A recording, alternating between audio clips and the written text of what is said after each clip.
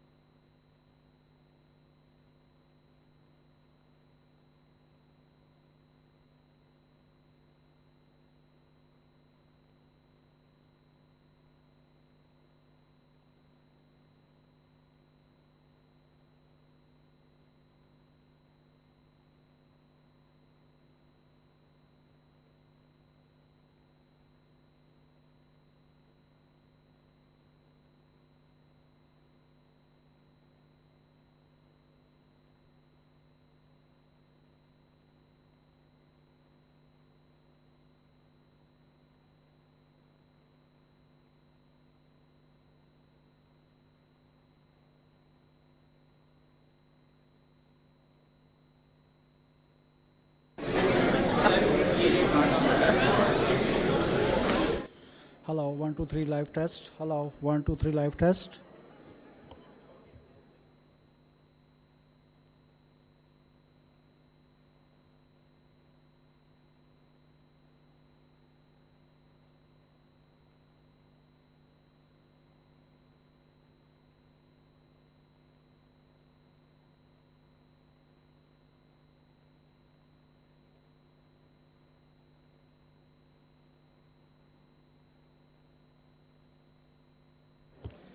Hello, 1, 2, 3 live test. Hello, 1, 2, 3.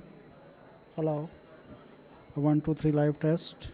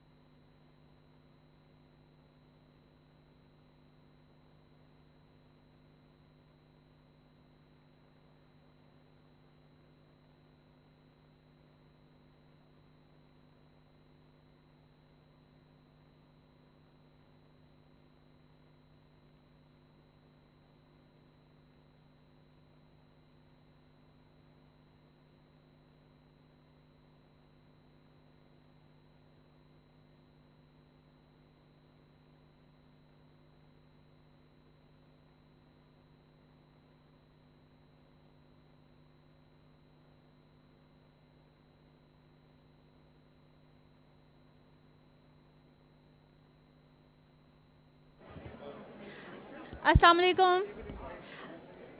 Hello, hello. Assalamu alaikum. May I request you to please take your seats? We are going to start shortly.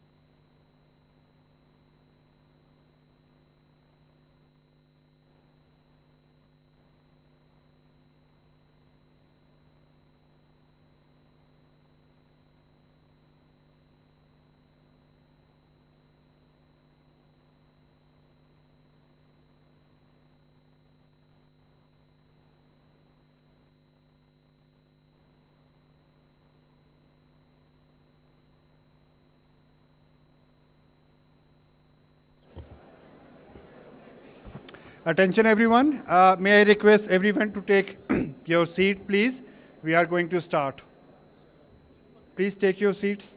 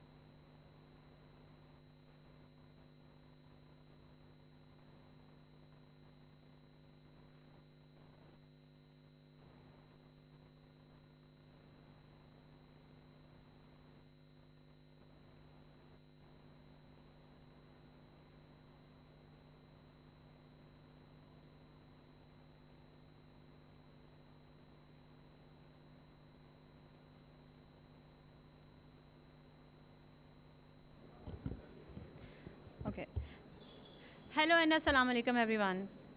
On behalf of the World Bank Group and Pakistan Institute of Development Economics, I welcome you all to the conversation on Pakistan's development priorities. It's high time for reforms for a brighter future. It's time to decide. Today we are gathered here to contribute to this collective cause. In the next 2 days of this conversation, there will be 2 keynote addresses and 5 discussion sessions. These will cover issues pertaining to Pakistan. Before I share the agenda for the next 2 days, I would like to take the opportunity to provide some quick context for the nationwide exercise that has been conducted by the World Bank Group and PIDE. The detailed context will be provided later during the next sessions by Ms. Christina, who is a senior economist at the World Bank. At the provincial level, we had 12 roundtable discussions, and these roundtable discussions were organized at the provincial levels in the provincial capitals of Pakistan, where more than 400 experts were consulted in 6 thematic areas of reforms for a brighter future agenda. Reforms for a brighter future would have no meaning without the involvement, engagement, and ownership of our youth. Therefore, the World Bank Group and PIDE decided to collect and capture the youth voices. For this purpose, 40 focus group discussions were conducted in 21 universities. These FGDs captured the voices of 516 students, university students, and I'm glad to share that some of these students are here with us today. Amongst them, 20 university students have traveled a long way to this venue so that they could be part of the conversation. This shows their concern for a brighter future and commitment to contribute. With them, we also have a representation of experts from all provinces. This demonstrates the importance for the reforms agenda. Coming back to the program, we have an exciting program lined up for you today on the day one. We will commence with the welcome address by Mr. Naji bin Hassin, who is the country director of the World Bank Group, Pakistan, which will be followed by a keynote address on the international growth experience and reform moments by Mr. Matthew Verghese. And Ms. Christina Weiser will then provide us the context and overview of this activity. And in the end, we will have our first session on reducing child stunting.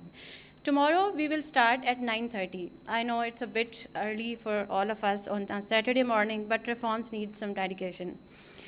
So we will start with second discussion session on achieving fiscal sustainability, followed by a discussion session on transforming private sector in the third session. After lunch, we'll have an exciting discussion, exciting talk. It's our second talk of this conference, which will be conducted by Mr. Stephen Durkin, who is a professor of economic policy at the University of Oxford. He will be talking about political economy, elite bargain, and economic reforms. This will delve into our fourth discussion session, which is on unleashing the agri-food sector, followed by the fifth and final discussion sessions on achieving sustainable energy. So with this, now I would like Mr. Naji bin Hassin, who is the country director for the World Bank Group of Pakistan, to come over and do the welcome address. Thank you.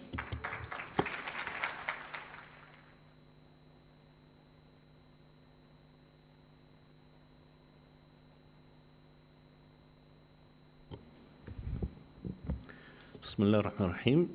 Ladies and gentlemen, dear guests, good afternoon. Assalamu alaikum. Thank you so much for coming on a late Friday afternoon and for joining us for this day and a half and the exciting program we have today, but also tomorrow, Saturday.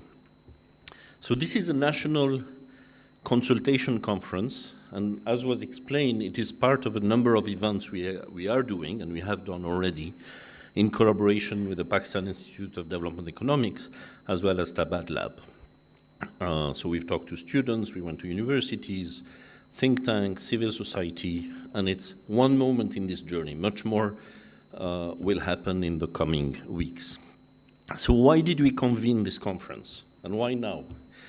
Well, we believe, and I'm sure many in the room would agree with that Pakistan is at a critical moment, possibly at a turning point moment. The economic situation, as you know, is dire, and a difficult adjustment is needed to restore growth sustainably. And this is ongoing, and it is painful for many.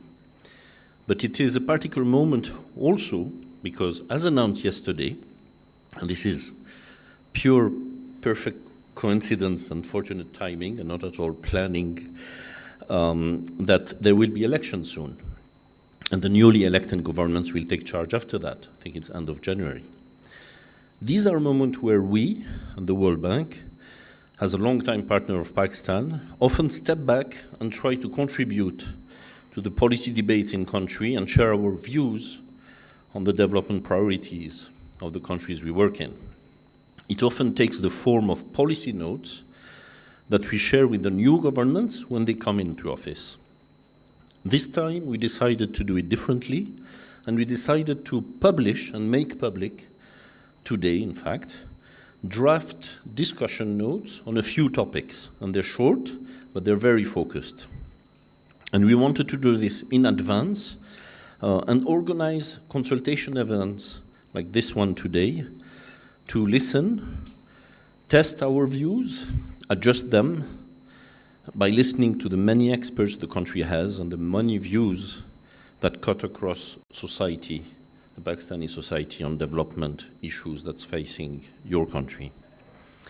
And this is one important moment among others, as I mentioned, and we'll have more in the coming weeks across the country. So we're here to listen, to learn, and participate to these debates.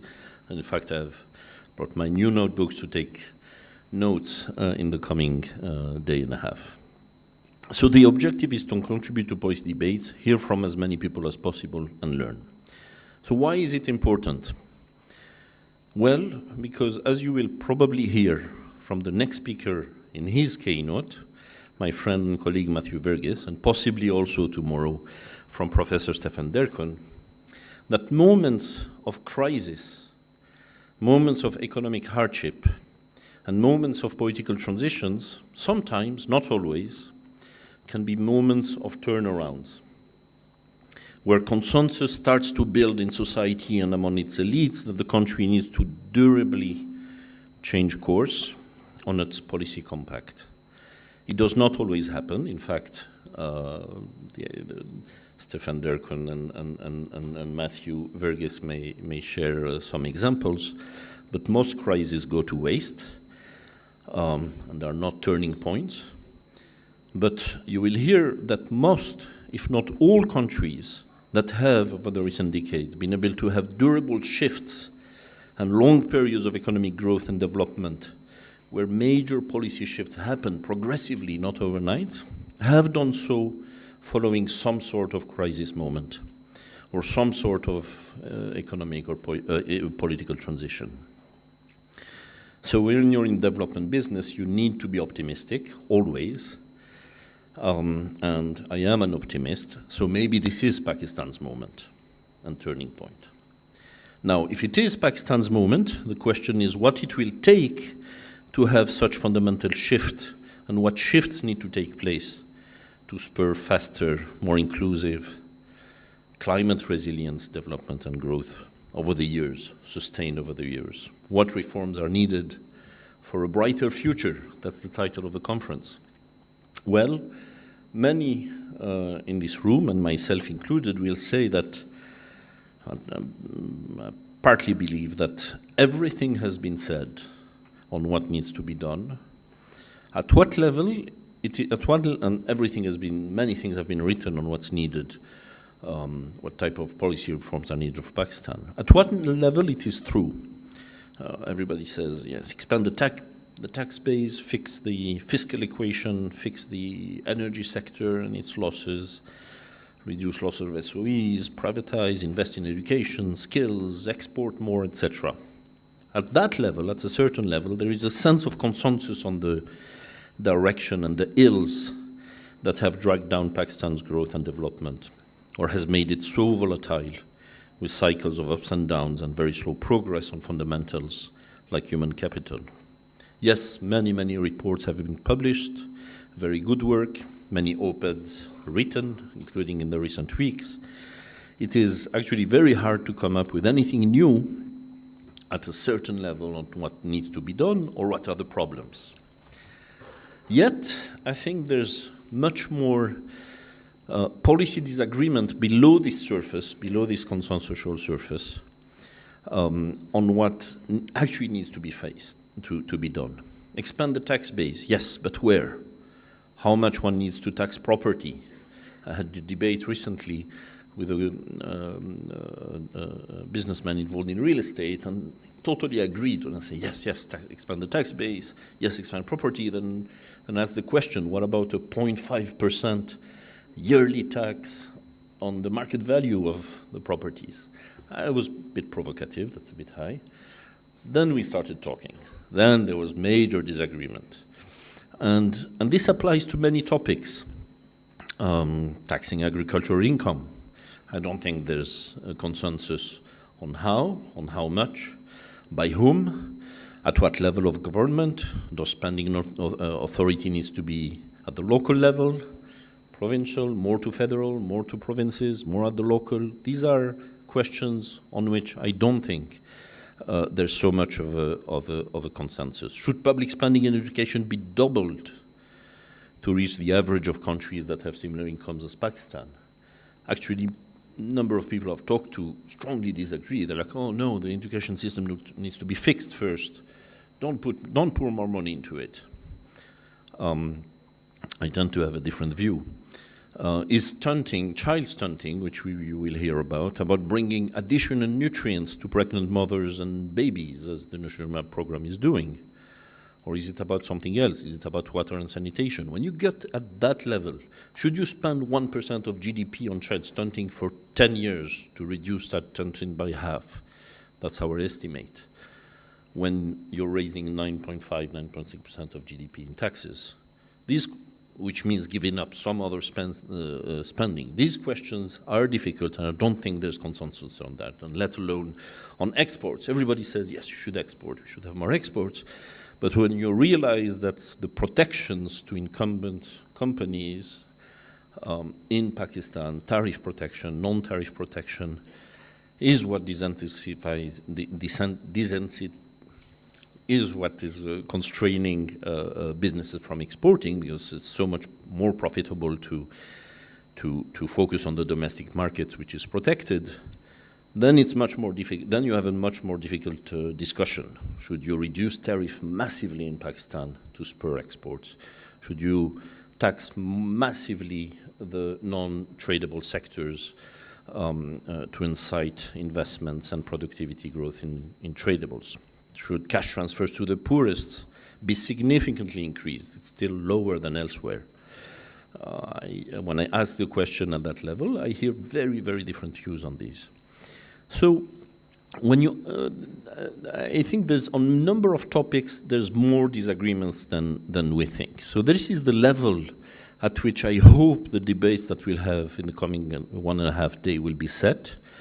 Fundamental shifts, fundamental disagreements, fundamental turns, and I count on the moderators. In conferences, the moderators have the toughest job, so I count on the moderators and the participants to steer the debates that way, with short interventions, focusing on options and disagreements as much as possible. I mean, useful debates are they're fact-based, evidence-based, and focus on real issues where there's decisions to be made.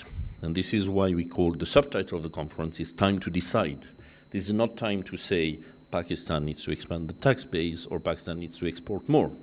This is time to say, should Pakistan massively reduce progressively its protections of the economy and start to tax seriously property and agriculture and retail? I'll give you these examples because I know there's disagreements on this. So that's the title of the conference, Time to Decide. So there's many fundamental choices to be made today by Pakistan's polity. And one of these choices is the status quo, not do much, and muddling through the current crisis until the next one comes. But another one is to build some sort of consensus among the political, business elites, academic elites, and the society at large for fundamental changes of direction for the coming years, and for a long time, for a decade at least, as we have seen in other countries. So how can we have an informative debate, and what's different in the format? You've seen we're trying to have a bit of a different format, rather than to have a panel and a public and one direction. We're going to try to have all of you participate to the discussion. The instruction is that half of each session will have, not the end 2 or 3 questions, half of each session will be exchanges with you. So please do come forward. There's microphones. Again, I count on the moderators to have the time check to stop it looks like a boxing ring, by the way. My colleague Amna was saying we should have put boxing things around. But to stop the discussion after about half of the session so that we can open it up to an exchange. And please, in your interventions, be short and focus on debatable issues and disagreements. Don't come in to say we need to expand the tax base, or don't come in, please, on points like, oh, no government has done anything, the status quo will continue, why do you have hope anything will change this time?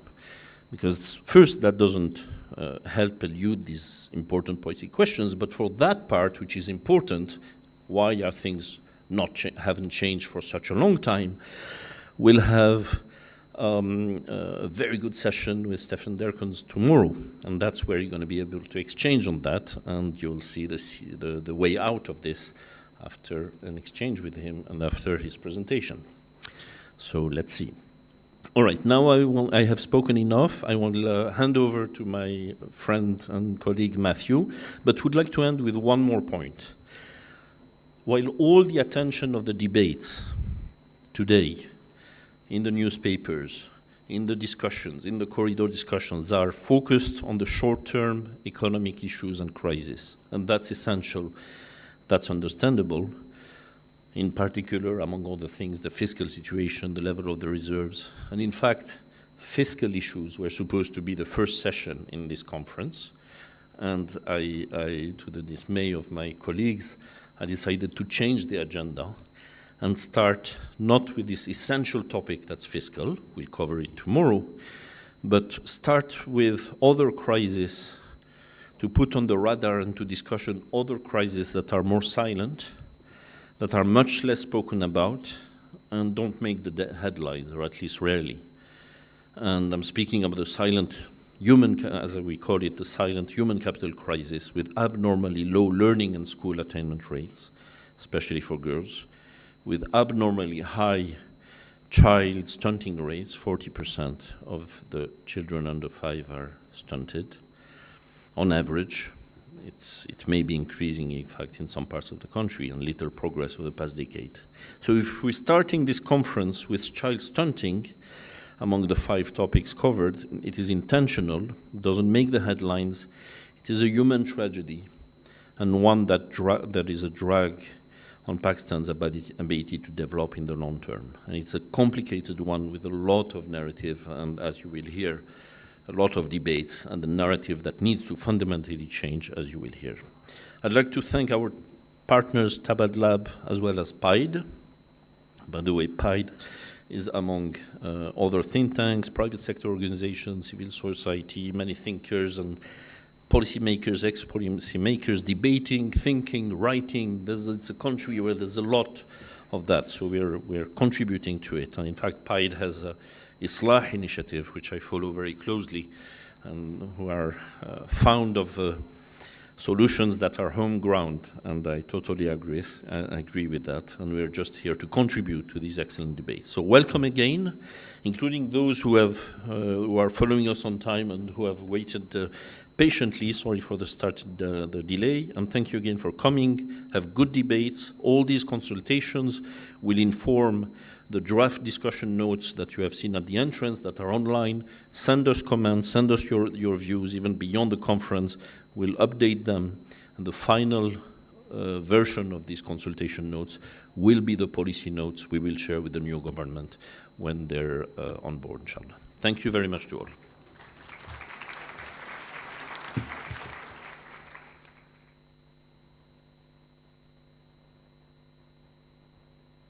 Thank you very much, Najib bin Aswin, Country Director, World Bank, a great friend of PIDE. However, he is stuck at the wrong place. He would have been a great diplomat if he were not at the World Bank. So our next keynote address is by Matthew Verghese, Regional Director for South Asia, Equitable Growth, Finance and Institutions, the World Bank. He'll speak on international growth experience and reform moments. Please, Matthew, if you would like to come, please.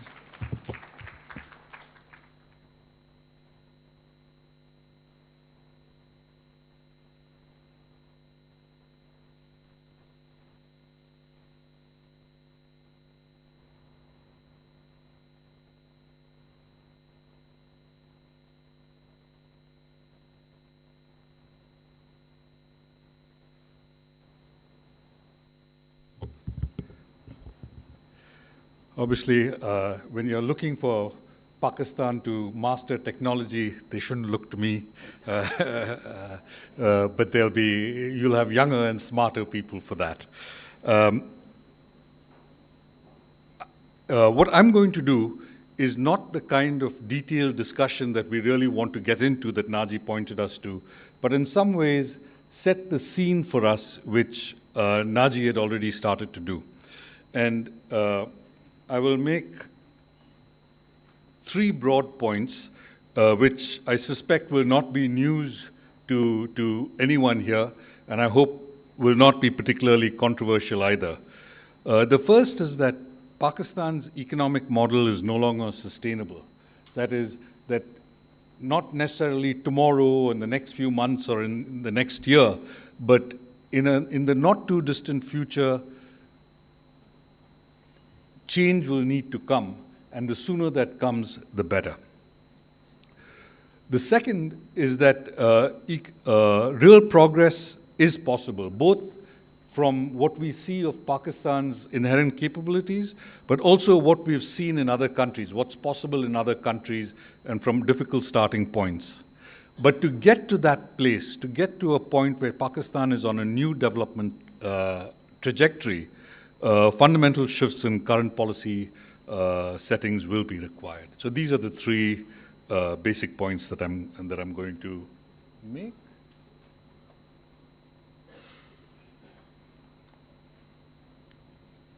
So on the macroeconomic imbalances, I suspect this is very well known, but the starting point, which Naji did not want to start with, but I will, is around the fiscal and current account deficits.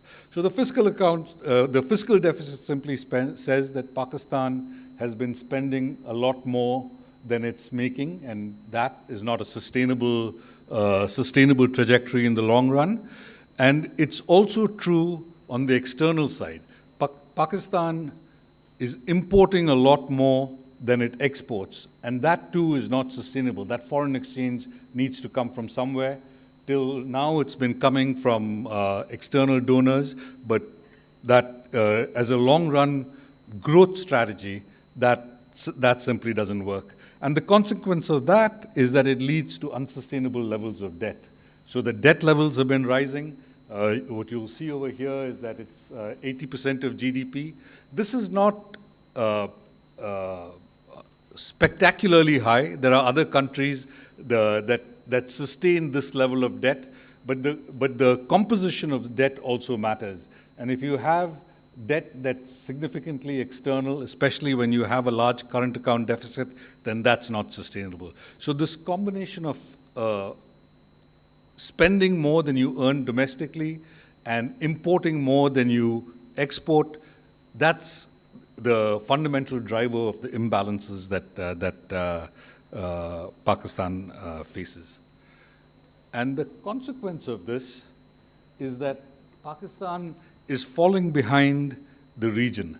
So what you see, what is a little bit hidden in the chart, is that if you go back a while to the 70s and 80s, Pakistan was actually, along with Sri Lanka, was a relative success story. So when I was growing up in India, we looked to Pakistan and to Sri Lanka to see what can change in India so that India could catch up to Pakistan.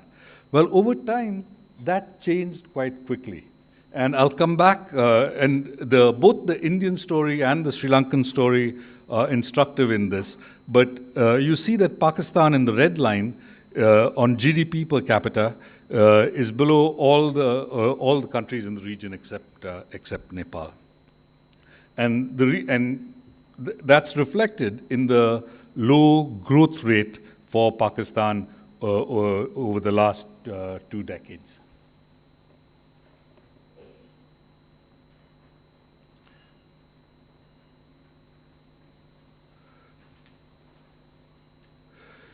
Naji referred to this. One consequence of not having much money and having slow growth is that Pakistan is falling behind on human indicators. So there's a real need to invest in people that you're not seeing at the moment, and Pakistan cannot afford now. So part of why there needs to be change is that you can invest in your population. You look at infant mortality rates, you look at the prevalence of stunting, the literacy rates, and Pakistan is around the levels that you commonly see in sub-Saharan Africa. And this, there's Pakistan, the future for Pakistan will come from changing the levels, the investment in people.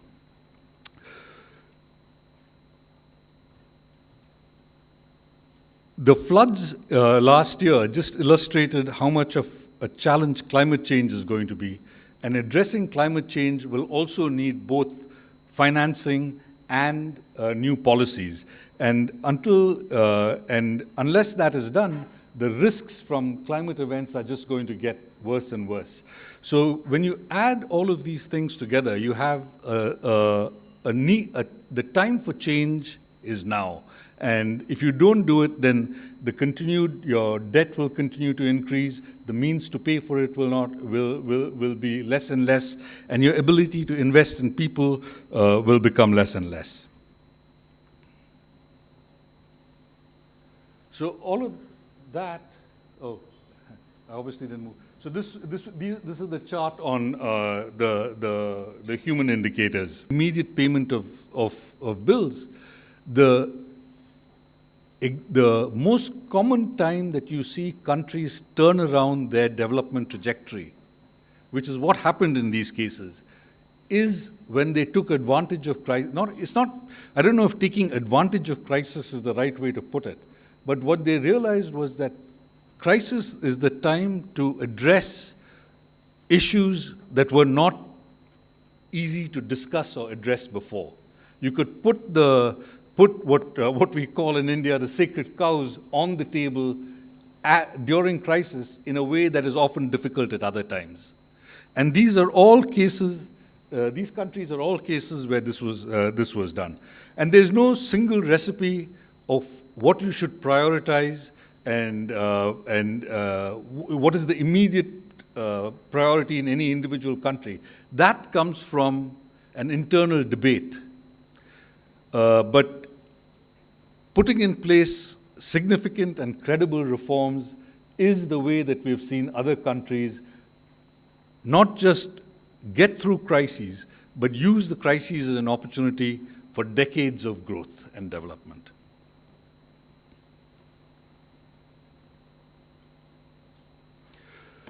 So what is needed for a growth transition? As I said, we don't, there's no recipe for this, but the growth report from the World Bank some years ago, but there have been a number of other studies that point to some broad areas where there's a consensus that these are the elements of a growth transition. So you should be able to exploit the world economy. In almost each of these cases, the path to growth came from an increase in exports. And the increase in exports, what it did two things. It allowed these countries to pay the bills, to finance imports, but it also created the basis for competitive firms that were investing, that were hiring people, that led to a dynamic economy. You need to maintain macroeconomic stability. When you live through inflation at the rates that Pakistan is living through today, you don't have to make the case for that. It's intuitively obvious that without a stable macroeconomic environment, it's very difficult for firms to have to progress.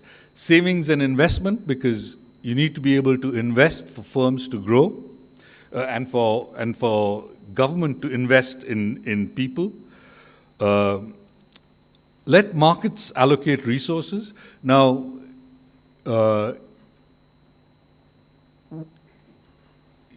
here, the example of China often brings about debate about how important it is to have markets allocate resources. Well, one of the things that the Chinese did, even though the state was active in various ways, by focusing on exports, by getting their companies to focus on exports, that forced these companies to compete globally in a market-driven way. These companies had to be active, and that's a critical thing. Domestically, when you have systems that are leading to tremendous waste, then the easiest way to bring about more efficient allocation of resources, of making sure that your money is spent wisely, is actually by letting the market allocate these resources. Governments can then correct any market failures, but letting the markets lead will lead to more efficient use of resources. And then finally, you need a committed, credible, and capable government. Now, this is a daunting list, and none of the countries that I spoke about fully achieved all of these things even today, 20 or 30 years after they started reforming. You know, you don't have to do everything all at once, but you have to be able to do enough on each of these to have a credible way forward that then provides the space for the private sector to grow and to thrive.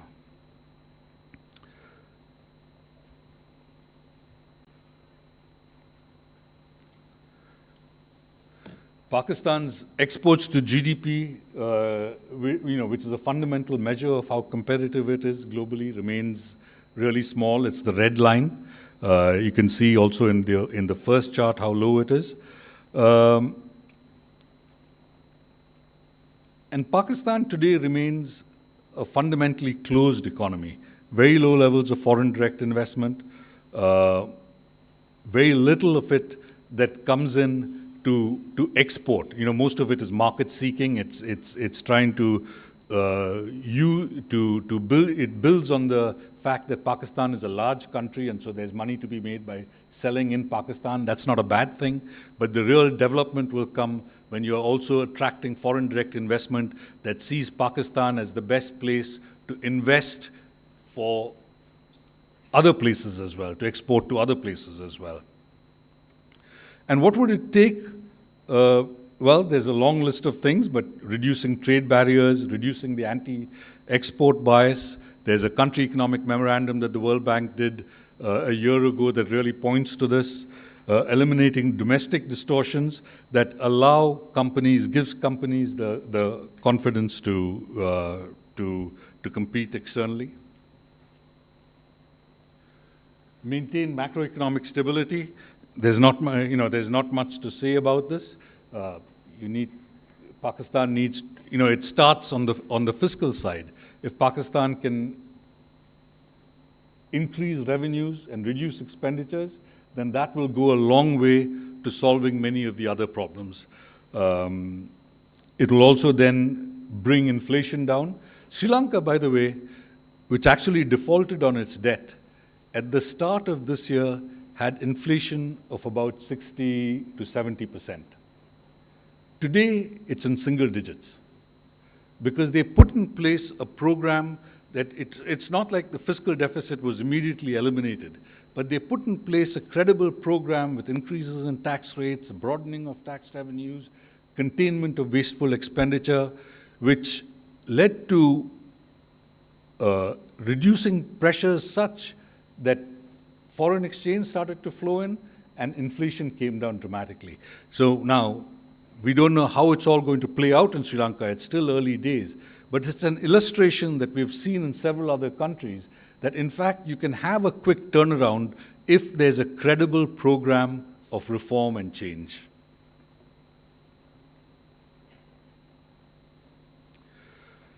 Savings and investments need to increase. And again, I know I'm beginning to sound like a broken record, but when the governments are running large deficits and they are financing those deficits by borrowing from banks, then this is crowding out the ability of the private sector for both savings and investment. So again, fiscal reforms are key. Improving at some of the factors that were key to bringing about a successful change program, we boiled it down to 4 C's. Now you can describe it in different ways, but we saw four C's. The first is credibility.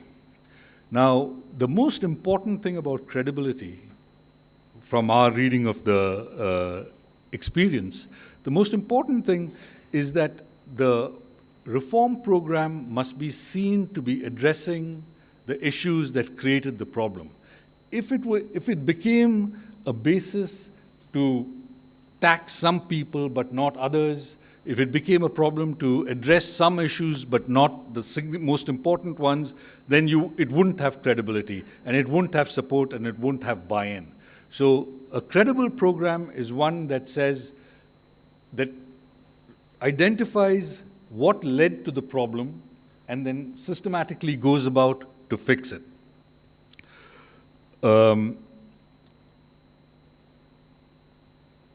Credible programs also, what we've consistently seen is that they are owned. So in each of the cases that we talked about, the leaders, whether it was the prime minister or the president or the finance minister, but somebody would go up to the public and say, look, here is the problem. We cannot continue like this. These are the things that will need to change for us to come out of this. And this will be painful in the following ways. And we are doing this because we want a new future for our country, not because, for example, the IMF, we need this to get money from the IMF. It's not about short-term financing. It's not about getting through the immediate crisis.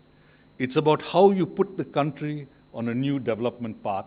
And that program needs to be, that sense has consistently been one that's communicated to get a credibility to the program. The second C, which is related to the last bit of what I said, is communication.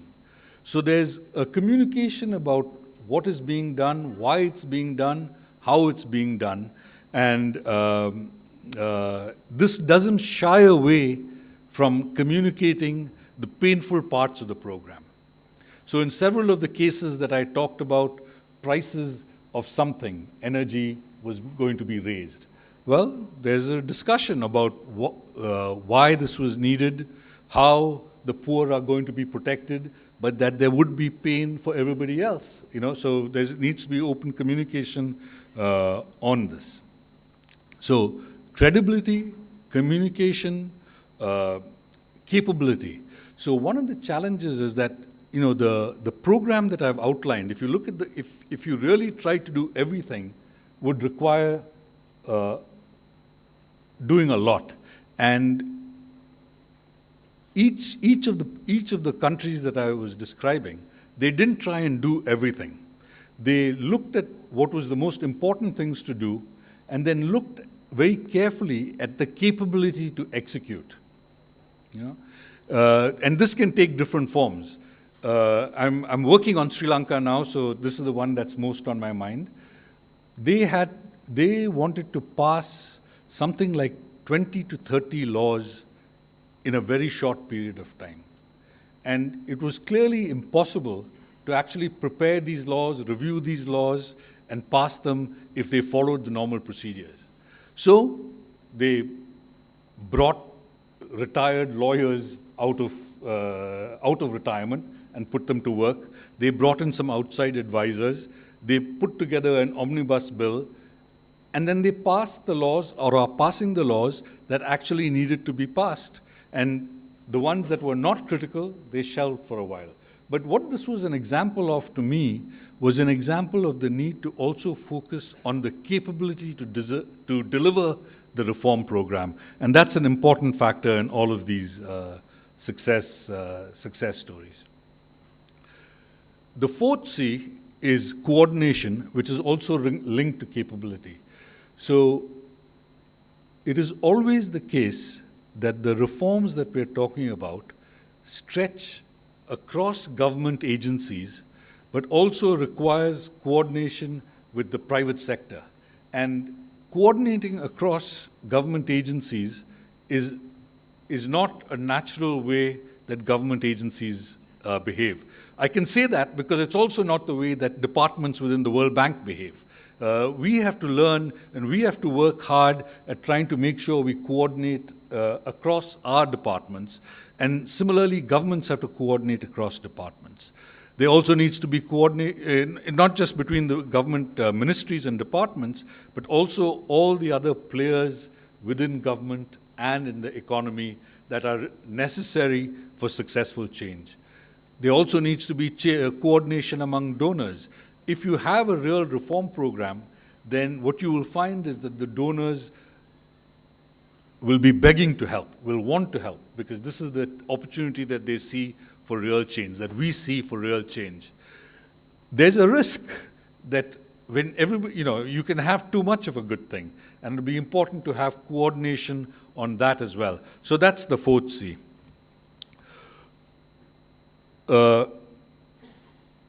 If you have all of this, then as I said, the future, Pakistan's future should be very bright, and as the title of the conference goes, the time is now. Thank you.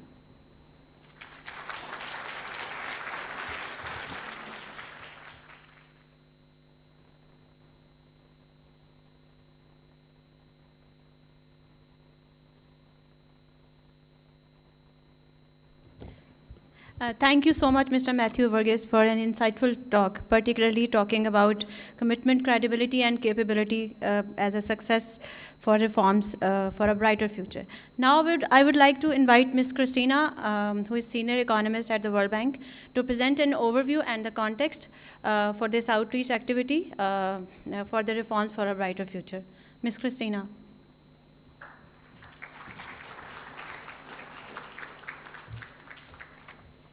Thank you very much. As introduced, my name is Christina. I'm a senior economist at the World Bank. And I have the honor to take you a little bit through the program of the next 2 days in a bit more depth than Timina already did. So we've heard how important it will be for Pakistan to make a shift in its development trajectory. Nachi has referred to this. Matthew has referred to this. And as many as you have seen, hopefully, on our website, we have an idea, or we think we have an idea, of what the necessary steps are to achieve these better outcomes of the development trajectory. But now, it's time for us to listen to all of you. We really want to hear from you, for you to inform our debate. So this event is part of a wider outreach program, and this wider outreach program is really meant to generate discussion about the important reforms that are necessary in Pakistan. We're trying to bring together as many different voices as possible and varied perspectives. So we're really trying to broaden the base of who we're talking to. We're really thrilled and very humbled that so many of you are with us this evening. You represent many different backgrounds, different ages, different ethnicities, and we are very grateful for you to be here with us tonight. We have 400 participants in the room. We already had to order more dinner because we didn't know so many of you would come, so we're very happy that you're all here tonight. What is the Reforms for a Brighter Future outreach program? So a lot has happened leading up to today. A lot of exciting stuff. So with the support of PIDE, we've really gone outside of Islamabad and tried to gather different voices. We have had a wide range of stakeholders that we tried to include in this outreach program. We included many students. We went to over 21 universities across the country. Many of them are here tonight. I would actually like to take the opportunity for all the students who participated in the consultations or at the universities to stand up so we can see them. So everyone that's coming from the provinces and from Islamabad and Pindi.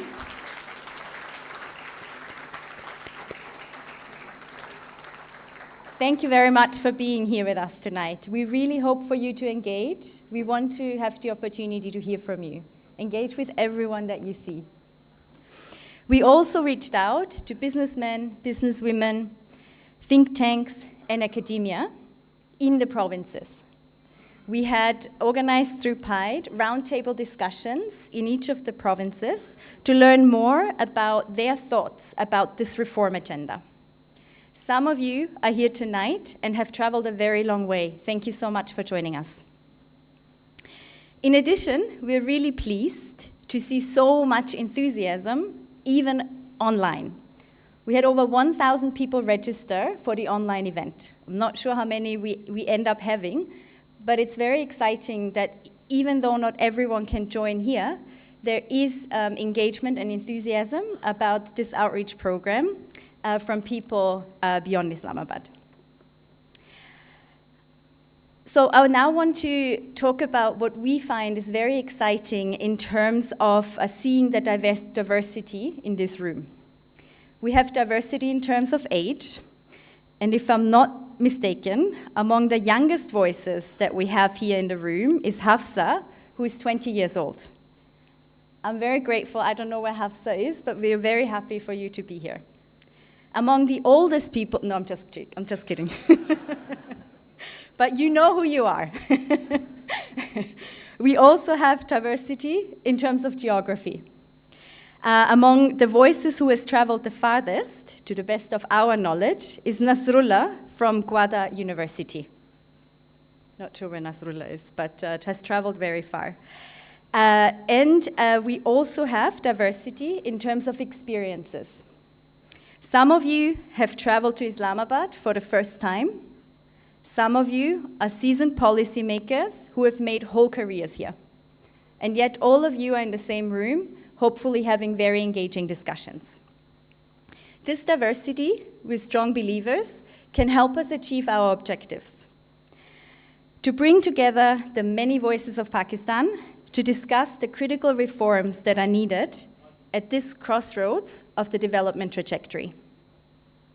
We want to understand from you, hear your perspectives, find out from you what you think is happening in the country, and understand the different dimensions of the challenges and how they affect people across the country.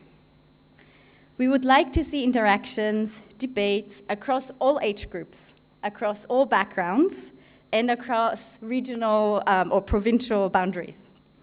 Not just in the room, but over dinner, in coffee breaks, online on Twitter, on Facebook, on Instagram, TikTok, in the newspaper, on TV, wherever you are.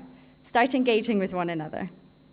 Not just for tonight, but hopefully for many weeks and months to come. Most importantly, we hope that this event and disengagement program can create the space for as many people as possible to be part of the next steps that are necessary for Pakistan's development agenda. Now I'd like to say a few words about how the sessions are structured. As you can see in the program, and as Tamina has already mentioned, we have 5 different content sessions, one of which starts after me, on reducing child stunting, and 4 sessions we'll have tomorrow. Each session will kick off with a very short video, and this video is meant to talk about the reforms that are necessary to overcome some of the challenges that we see in the country. After the video, we turn to the panel discussion for about 45 minutes. The moderators were instructed to be very strict, and we are serious. If people speak too long, if we hear from only one person, we will cut you off. We're very sorry, but we're really trying to have diverse voices. So moderators were instructed to very strictly keep to the time. Very, very important for us. So this debate or this discussion, the panel discussion, is not intended to lead to a consensus. We don't need to reach any agreements tonight or tomorrow.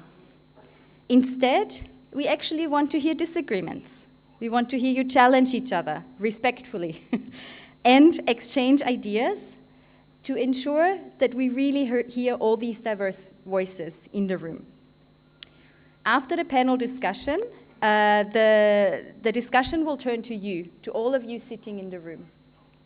You'll have the opportunity to ask questions, challenge what you heard, and inform the discussion. As I've mentioned, we have quite a lot of virtual participation, and we're very excited about this. So we have a number of you online who, unfortunately, in the room, we cannot see them, but we are still giving them an opportunity to interact with us.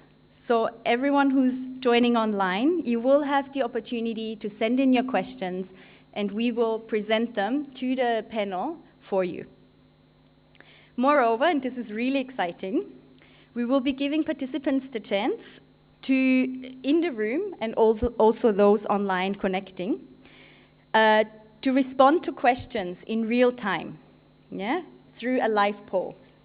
So this live poll is intended to give us a flavor of what we hear as we are speaking, yeah? And we don't yet know what these questions in the live poll will be. These questions will come up with as we are going through, the discussions. I'm hoping that technology is with us. If it is, I'm turning to the left there. We will have a QR code that will be showing on the screen for these live polls. What you will do is you will take out your smartphone and you will take a picture of this QR code that you see at the top left. All of you can already go ahead and try it. I like to see the phones come up. Now you're allowed. In case the QR codes don't work, you can join at slido.com and enter the hashtag number, and you will also get to the question. On the screen, on your mobile, you'll have these questions pop up. And as you can see, we get your thoughts live, yeah? So we will be putting these up during the panel discussions. We will give you in the room an opportunity to kind of reflect on some of the things we hear around the table. Again, we don't have preset questions yet. It will really depend on what we hear in the room. So please engage. If some of you have issues with this live polling, please turn to our Smart IT desk, Patrick, Usman, and our PIDE staff, or even better, turn to the young kids next to you. I'm sure they can help you. So please answer these questions as we are going along. As an economist, I very much understand the sensitivity around data privacy and data security. Rest assured that everything that you are inputting into the polls stays anonymous and cannot be traced back to you. Last but not least, and above all, we hope that this conversation does not stop here at this conference or at this conversation that we're having in the next 2 days. We want you to stay engaged. We would be thrilled, in fact, if you continue to stay engaged with us. We look forward to hearing from you about your thinking, not just tonight, but also tomorrow and in the weeks and months to come. So continue the conversation on hashtag Reforms for a Brighter Future and write to us directly. Check out the Facebook page and check out the website. Now, I'd like to actually turn it to the first panel. I'd like to invite Ghazala Mansouri, lead economist from the World Bank, who will be moderating on our panel on reducing child stunting. Ghazala, where are you? There you go. I would also like to invite Jabina Raja, Country Director for Nutrition International Pakistan.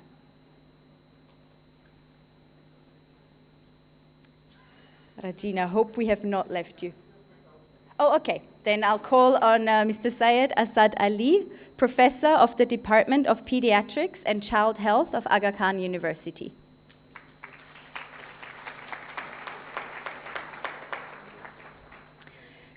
Kulsum Ahmed, from the Consortium for Development Policy. Durey Nayab, Director of Research from PIDE. Saba Juja, CEO of the National Rural Support Program. And last but not least, Rubina Gul, Associate Professor of the Khyber Medical College in Peshawar. And as they gather around the table, and I believe we are still waiting for Shabina, we do want to take the opportunity to ask you, to start with, a question on the live poll. So get your phones out now, and then I would like you to put them away, but you're allowed to use them now for this question. On how aware were you before we put on this session on reducing stunting, on the extent and causes of stunting in Pakistan? The live poll should come up shortly, so please do answer it. With that, I'm turning it over to the panel.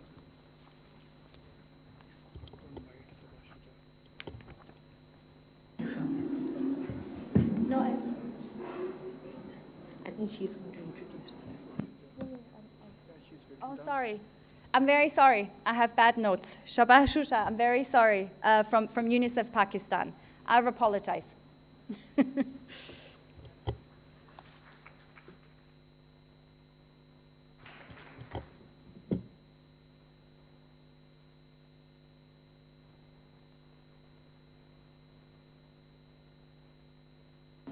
Okay. First, very happy to see so many people here. Sorry.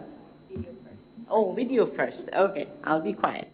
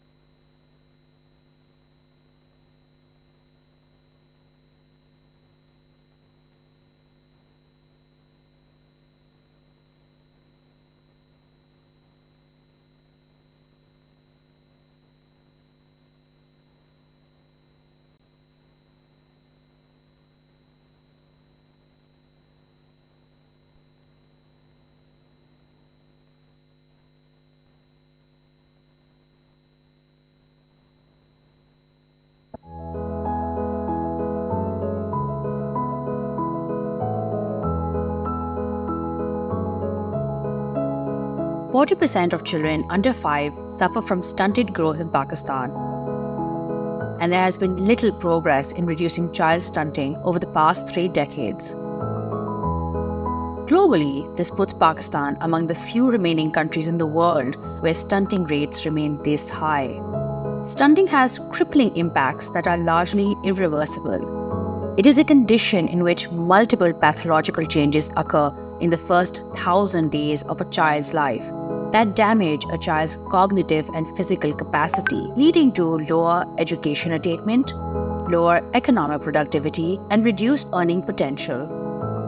A Pakistani child born today is expected to be only 40% as productive as they could be by age 18.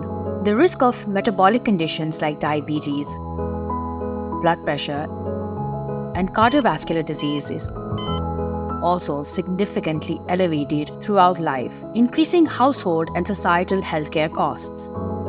Failure to address this public health crisis on an urgent basis is limiting Pakistan's growth prospects as well as its ability to reduce poverty and improve quality of opportunity. And the impacts are intergenerational. Women who are stunted in childhood tend to have stunted children, further reinforcing the cycle of poverty and inequality of opportunity. So, so we need to fix essentially sanitation, we need to provide safe water, we need to deal with our enormous waste problem, that is both animal waste and solid waste, and we need to actually fix our food system, because while it's not just a matter of food access, we do have a food access problem for sure for poor people, but in addition to that we have a serious problem with food quality and the nutrient content of our foods because of all the environmental degradation we've seen. जब कम उम्र में बच्ची की शादी की जाती है, उसकी अपनी हेल्थ इतनी अच्छी नहीं होती, आगे जो बच्चे पैदा होते हैं वो भी कुदरती तौर पे कमज़ोर होते हैं। अब इन कमज़ोर बच्चों का क्या मुस्तकबिल होता है? एक तो इमीडिएट जो है उसके इफ़ेक्ट्स हैं, बच्चा जब कमज़ोर होता है उसमें यरकान हो सकते हैं, ज़हनी तौर पे मसाइल आ जाते हैं बच्चे में, ऐसे बच्चों को जल्दी इन्फेक्शंस लग जाती हैं, उनकी डेथ रेट ज़्यादा हो जाता है। अगर बिलफर्ज ऐसे बच्चे सर्वाइव कर भी जाएं तो आगे जाके उनके कद और वेट मैच नहीं करता, यानी बच्चा 2 साल का होगा दिखने में लगेगा कि साल का है।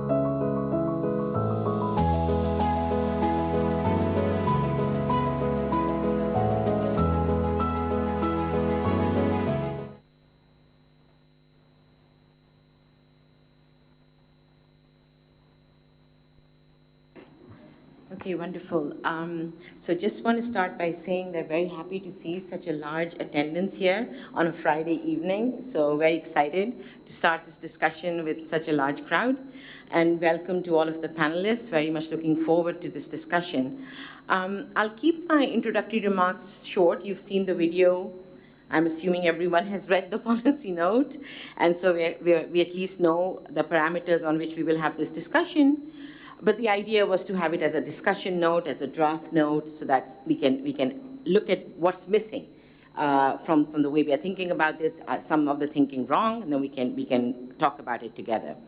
But really, what I hope will, that we begin today with this discussion is something we take forward, because we really need to think of a way that we can get out of this very terrible equilibrium we're in, which is literally holding the lives and futures of Pakistan's children and really the country's future at hostage, right? So let's begin by sort of addressing some of the very few things that in the wider crowd, I assume, won't be completely misplaced for me to say, which is that the first thing, what is the first thing that comes to people's mind when we say a child is stunted, right? I think the first thing that comes to mind is that that child has a height deficit. They're shorter than they should be, right? And the problem is that they didn't get enough to eat, and so they didn't grow, right? And so then people say, oh, it's poverty, right? Pakistan is a very poor country. It's too poor. Children don't have food, so they're stunted, right? So does stunting cause a height deficit? Yes. But we know that there are 500 genes that control human height, right? So by adulthood, the height that you attain is largely a genetic fact. There may be a small deficit due to stunting, right? When we say a child is stunted, we're really talking about that 0 to 2 years of age, really gestation to age 2. At that time, their height and age doesn't match. In that period, they have a height deficit, which continues afterwards. But what is that height deficit really capturing, right? Surely there are some children that have inadequate food, for sure. Surely we have a healthcare problem, right? We don't provide the right curative care, we don't provide the right preventive care. But beyond that, I want to focus on the fact that the word malnutrition, right, somehow takes us down this alley of food access, food quality, even possibly healthcare. But actually, malnutrition is equally a problem of the child's ability not just to get the nutrients, right, but to absorb those nutrients, right? And it is really this nutrient absorption problem that is often sort of like missing from people's minds. That's not anybody's fault, really. Partly it's also because the research on all of this is much more advanced in recent years, I'd say over the last 2 decades, where we've become much clearer about the size and scale of the impact of these environmental factors, right? So what are the critical environmental factors? These are largely have to do with the environment in which the child lives, right? So this has to do with the state of sanitation. Really, let me back up, actually. It's really about a child is born into the world with a suppressed immune system, right? It takes a few months for that child's immune system to develop. During that time, the child is very susceptible to infections, right? So any pathogens in the environment are going to be much more risky for that developing immune system, right? 80% of a child's brain is developed in the first 2 years of life, right? 80%, right? The brain is a very nutrient-intensive organ, right? Even as adults, 20% of our nutrition goes to the brain, though it's only got 2% of the body weight, right? So the brain is very hungry for nutrients when a child is born. It remains so throughout our lives. At this time, if the child cannot absorb nutrients, it's a serious problem. One of the biggest factors in Pakistan, I feel, is this endemic environment in which we have done absolutely no work on sanitation. So this fecal-oral route, right, where children are constantly getting things in their mouths, hands, through mother's hands, their own hands, through the environment, through their food, is very toxic in Pakistan. We've done no work on safe water, particularly for all of you, I'm sure, have at some point seen a rural village in Pakistan, right? There's generally fecal matter in open drains if it's not on the streets. There's no availability of safe water. There's no treatment of water. There is no treatment of waste. Solid waste piles are everywhere. On those solid waste piles, we see the usual, from babies' diapers to animal waste. And what has become much more clear recently is that infants' exposure to animal waste, right, is very risky. Till very recently, I would say even the last decade, it wasn't quite clear how much impact animal waste was having on children. But now there's very good research showing that in the 0 to 2 age group, when children are putting everything in their mouth, a lot of children in rural villages particularly are ingesting animal feces, right? So there are chicken running around and they're putting that into their mouth. In fact, there's very good research that has shown up to 4 pathogens in the stomachs, in the intestines, I would say, of children who are exclusively being breastfed, right? So those are coming obviously through the child's autophagy or the mother's hands or other things where they're taking animal or other feces. There's a possibility of ingestion. So I think that the biggest thing we need to, in my view, and I want to hear other people's view, that we absolutely need to fix are these critical environmental factors, right? If we don't fix them, then even if we provide good food, even if we deal with this nutrient problem, right? And surely there is a problem of that, we're not going to be able to address child stunting, okay? And then the other factor, the other environmental factor, and I'll stop with this one, is actually becoming equally serious, which is the environmental degradation that has happened in Pakistan. Our land is very degraded, our water sources are very polluted, putting all this excessive fertilizer into the soil, right? All of this is also leading to a situation in which the nutrient content of foods is declining. As extreme heat waves hit us over and over, the nutrient content of food gets further damaged, right? We're not paying any attention to this issue. It's not on our horizon. We need to change our food system so that they are more sustainable, they're more able to deal with this changing climate, and that means restoring soil, restoring water, and those are not things we can afford to postpone. So I'm going to stop here. I think the rest of it is clear to us. We know what the costs are. The policy note lays it out, right? When a child suffers cognitive damage, that means they don't get adequate schooling. They cannot focus in school. They don't attain as much schooling. Their bodies are weak. They're subject to infection. They get diseases in adulthood, as we've said. They earn less. They're less productive. And really, as with the changing climate, this means that we are sending a very weak human being into an environment where there are going to be terrible heat extremes. This is very risky, right? So we are really creating, I honestly think this is like one of the biggest crises we are creating in our present and in our future. So let me stop here and now bring in the panelists with my introductory spiel. So I think my first question to all of you, and we can all speak to this as you like, is really, so what will it take, right? Why has Pakistan been unable? Is it a failure of our understanding then, right? Is it a failure, is it a lack of interest, right? Is it poor policy implementation? Is it something else, right? So let's maybe spend a few minutes talking about why have we failed, which is a backward look, and then we'll shift our attention to the forward look, yeah, which is what should we do? Please, Sabina, if you'd like to start. Thank you, Ghazala, for that background. So I'm sorry, when I was being called to the forum, I just came unannounced. So maybe I'll just tell a little bit about myself. I'm Dr. Shabina, as you see there. Exactly 40 years when I stepped out of medical school to work with children of this country. That was a passion after becoming a doctor. And the issue of nutrition and malnutrition started then, and it still, unfortunately, stands out so obvious. I'd like to, first of all, add to what you said about the environment and climate affecting nutrition.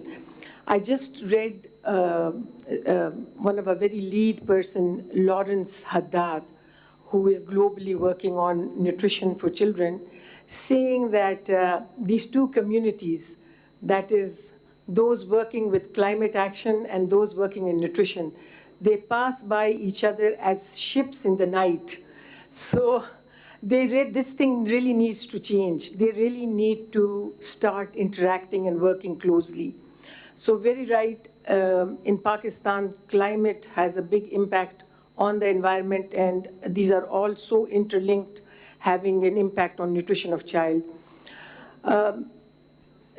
I'd just like to say that the first mistake we made when we started off around nutrition for children was we thought it was all related to very nutrition specific within the health domain. So we were all focused on working in health-related interventions for children when we were talking about nutrition. Over the years, we realized that this was multi-sectoral. So the first mistake, which then everybody has now rectified, and we as a policy in the government have started looking at nutrition from a multi-sectoral angle, which I'm sure during our discussion we'll hear more about. The other mistake I feel was that nutrition never came out at the top as a priority for the country. It's only of recent that our leadership has been talking about nutrition and malnutrition. You see, while you spoke about the effects of nutrition only on the health of a child, ultimately it is not just the immune system and the physical growth, but also the ability to work as a workforce and to contribute to the economy of the country. So a whole nation of more than 50% or around 50% stunting means their ability to produce or productivity is compromised by 50% as a nation. So that is another important thing that we as leaders or those at the decision makers should put nutrition at the highest level while making policies, designing programs, who is to be included, how much authority is given to the people who are going to implement a certain program. So within the program, it's important to give equal authority to those who are responsible. Another critical thing which I thought was missing is the accountability and the transparency of our programs. So we need to put in that, and that is done through best monitoring of programs and best supervision. It does not have to be punitive. We should not think on those lines, rather on hand-holding and reflecting where things are, the gaps are, and how to fulfill. We do know that there are capacity gaps after devolution, which went straight down to the provinces and even below without building their capacities. And also the big gap is giving resources to where you're doing your planning. If they're not backed up by funds and resources, then making a plan or designing a program will not function. So these are just majorly broader things that I'm touching upon. I'm sure all the panelists around the table will have much more to add from their specific. And I'm just coming back just this morning from a regional conference on South Asia, which was talking exactly about malnutrition, which was led by UNICEF. And I heard the executive director for the region saying that although there are plenty challenges, but there are also many opportunities. And we all need to join hands and learn from each other, cross experiences from the region. There are examples of wins, people have done best in certain areas, but it has not been upscaled to the level where we can see and measure impacts on our population level.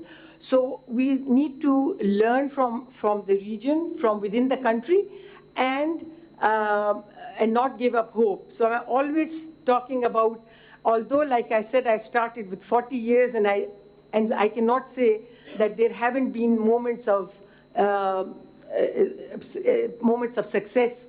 We have to cash on that and give hope to our younger generation to build on what others have done. So thank you very much. I think I've taken quite a long time. Thank you. No, it's good. Would you like to step in? Yes. I think you've been wanting to. Yeah, thank you, Ghazala. Thank you very much. And building on what Dr. Shabina had already highlighted, to reflect what we have actually done to address the malnutrition in this country. So we need to see that when we actually started understanding the nutrition problem, so we need to see, is it like 2 decades or how much far we need to go back?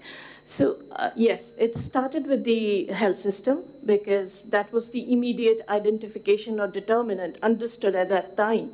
And that was the start as, addressing some immediate underlying causes, infant feeding and care practices and all those needs of our mother and children who's actually required to be addressed through health sector. So that was our start, to address malnutrition. However, building on that, I still believe that we are somehow, appreciating the multi-sectoral nature of malnutrition. Because we have multi-sectoral nutrition strategy, we have policies, we have plans. The things where we are lacking is that how actually implement all those policies.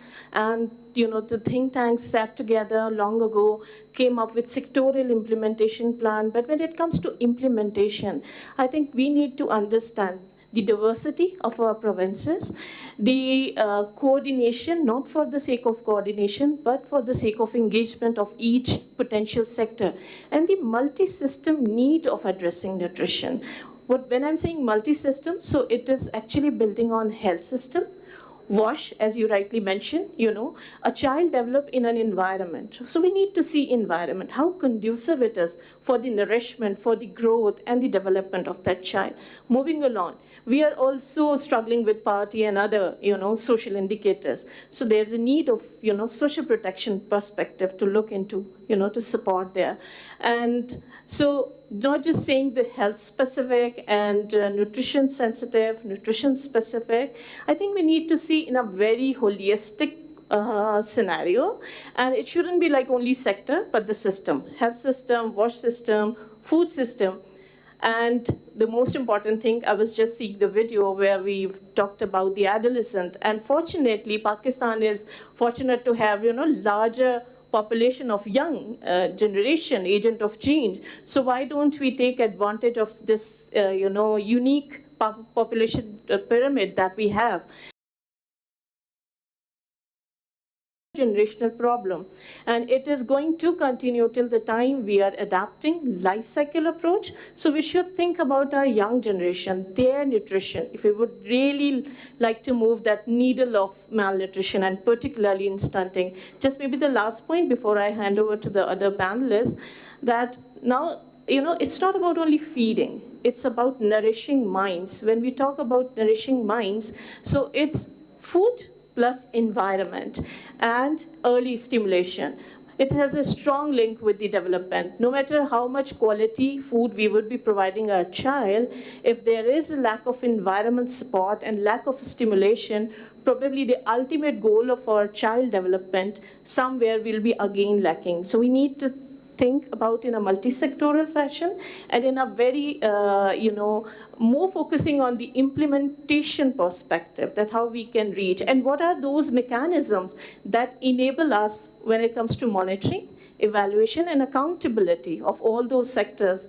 Somehow they are contributing to the, malnutrition status of our country. So Great. thank so you. I'm going to hand over to the RIF next, but I just want to say so far, I've heard that we focus too much on health to the exclusion of other things in the early days, and it has not been a sufficiently high priority, right? And it's about, you brought up the fact that that perhaps we are focusing multi-sectorally, but it's an implementation problem, right? So I want to problematize all this a little bit, right? Is it an implementation problem, or is it a lack of, that it's not a sufficient priority, or is it that we're not thinking holistically, in fact, right, about it, and that's what's causing the failure? But Durego. I think we are not thinking holistically. All our policies are in silos. Health does not take population into account. Population does not take sewerage into account. It does not take water into account. Everything is working in isolation. Being a demographer, I'll add a few factors which are other than what a medical doctor would say. Early marriages are a big reason. 20 years is the median age of marriage, and it's a little over 18 years if you account for those who are not educated. 8%, 19 ages are mothers in Pakistan, early births. Then if you relate these numbers of stunting with the high infant mortality and child mortality in Pakistan, it's still a little under 60 per 1,000 births. It's tragic, it's shameful. And I think infant deaths are linked to all these stages. infant death was not included here, so I would like infant and child death to be included in this policy note. Then antenatal and postnatal care. 51% pregnant women get antenatal care, and we are not even talking about the quality of antenatal care here. Then add to these the cultural and behavioral factors. Our feeding practices. I once asked a friend who belonged to Tharparkar that why are there so many deaths, infant deaths in Tharparkar? Along with all these routine factors, he said that there are somehow cultural practices in which an infant is fed with things which ultimately damage his health. And the same goes for expecting mothers in all of Pakistan. I mean, we have certain customs, certain norms which are damaging. Hygiene, I think if there is one emergency that we need to declare in Pakistan, that's a hygiene emergency. I mean, a little unrelated, but we were in a lot of conferences in GB, in KP, and they talked about tourism. And a lot of people said that there are not hotels there are not alcohol there, and I mean similar things. I said, for me, there are no washrooms there. So sewerage, sanitation, water, all these issues linked to population. And I mean, if you just see, if we just look into these figures, these are also linked to the high population rate in Pakistan. Birth intervals, the short birth intervals in Pakistan. I mean, the average birth interval in Pakistan is 28 months. And given that the average interval is 28 months, considering the high fertility rate, just imagine the frequency a female is going through the whole process. Everything is leading to this. Thank you. I love the hygiene emergency. This is exactly what I would like to see done. Massive behavior change and focus on hygiene, which we can do. Please, go ahead.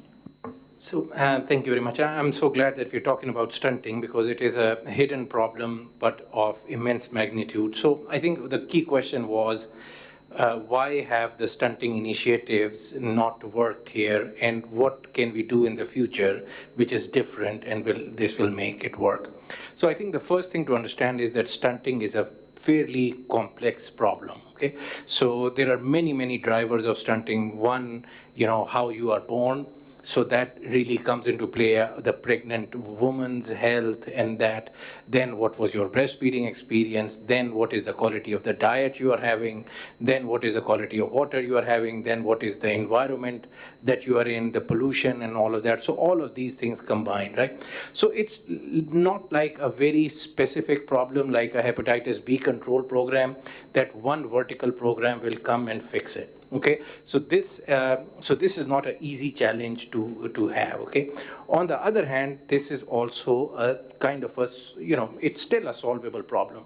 We know from our notes that many countries which have been given examples of have fairly fixed this problem. Okay, so one way is that when the society kind of lifts up this, because it is such a multifactorial problem, it gets better. Okay, but what can we do different? Okay.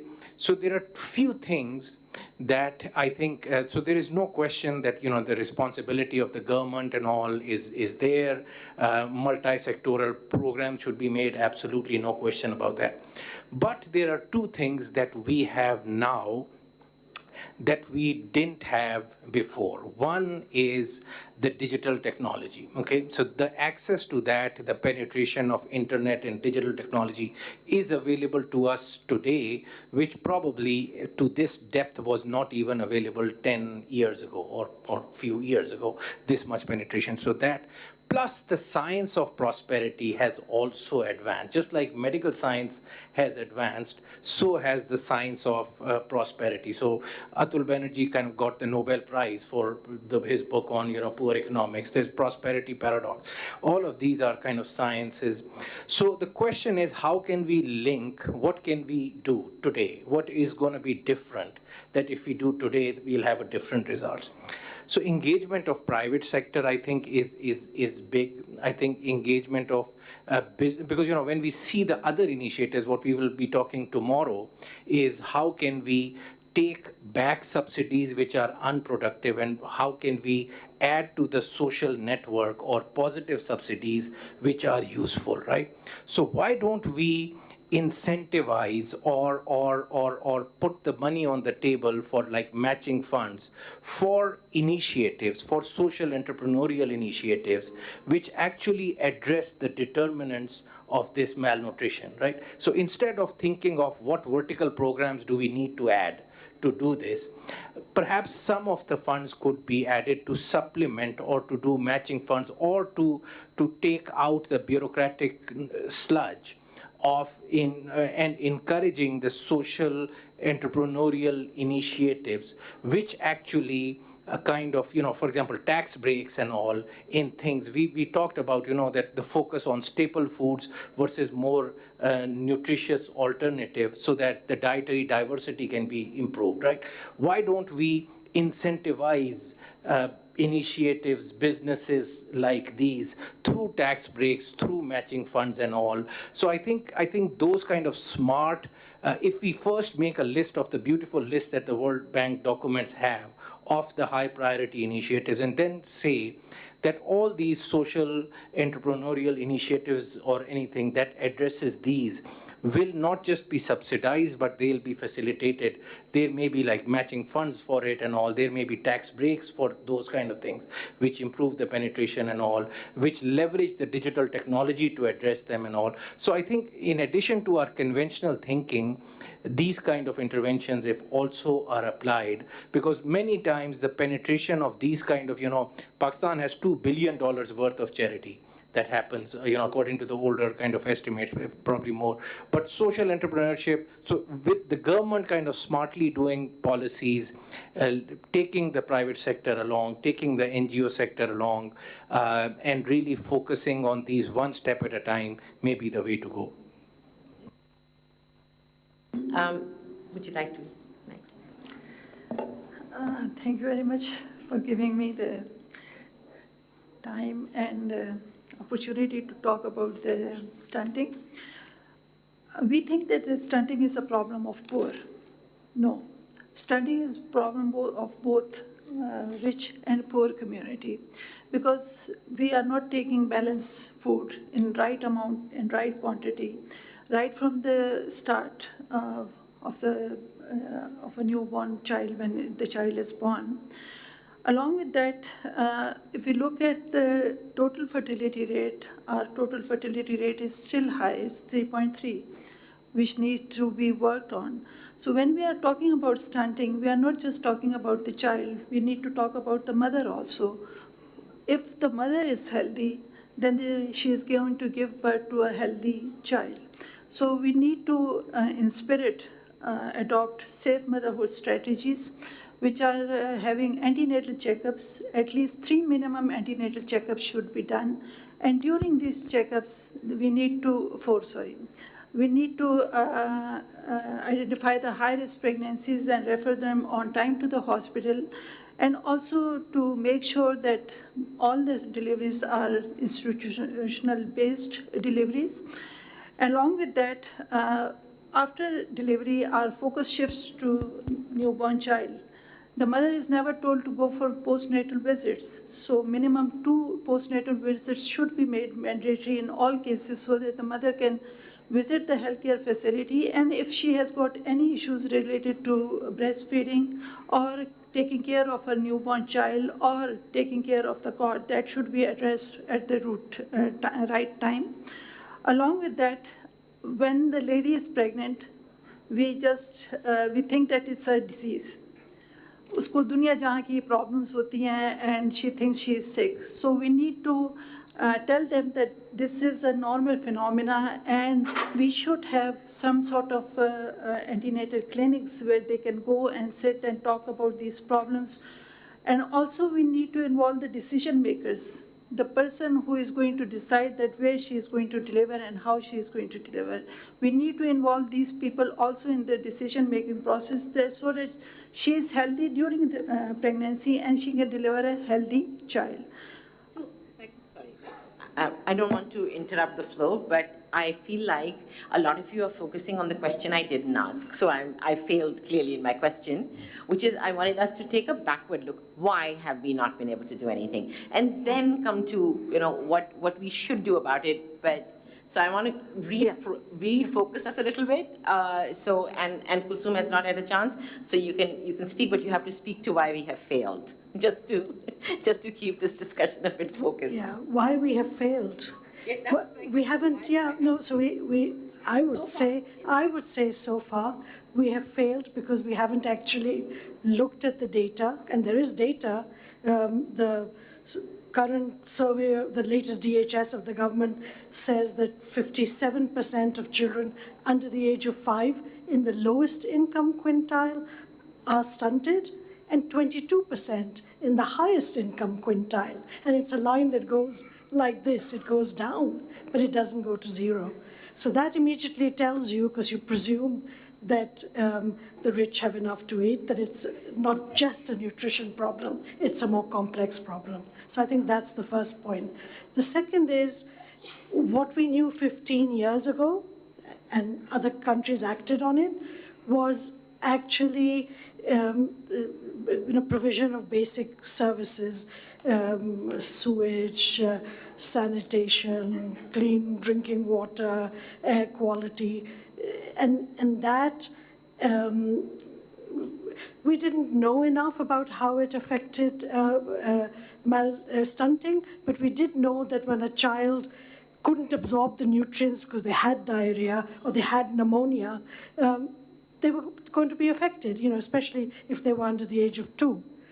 Today we know even more, as I'm sure we'll hear from Dr. Asad. We now know that even in between periods of diarrhea, the intestine stops absorbing nutrients. So your child looks okay, but is still not absorbing nutrients. We know that air quality, bad air quality affects birth weight. If the mothers breathe that in, they have babies with lower birth weight. We know that lower birth rate means that the child is a high risk of stunting. So we know all this stuff. We actually do know that it's a multi-sectoral problem, but it's a problem that we need to act at 3 levels. At the very local household, individual level of the mother. We need to act at a provincial level, because that's typically where all of these public services are provided. And then we need to act at a national level, because that's in the context of data and understanding it and the resources that come. So I'll stop there. Okay, I'm going to give a second cycle on this quickly, but let's keep it to 1 minute each, and then I want to... I'll just take 30 seconds. The answer to your original question, we haven't addressed stunting as a problem as yet. Despite Imran Khan showing that picture, it didn't become an issue, despite that. Number 2, it's a cross-cutting issue, and since all our policies are in isolation, the problem remains. Okay, good. Yeah, thank you. So I'll be very quick. So whatever we have done, I usually see it with C2 IQ. What is that?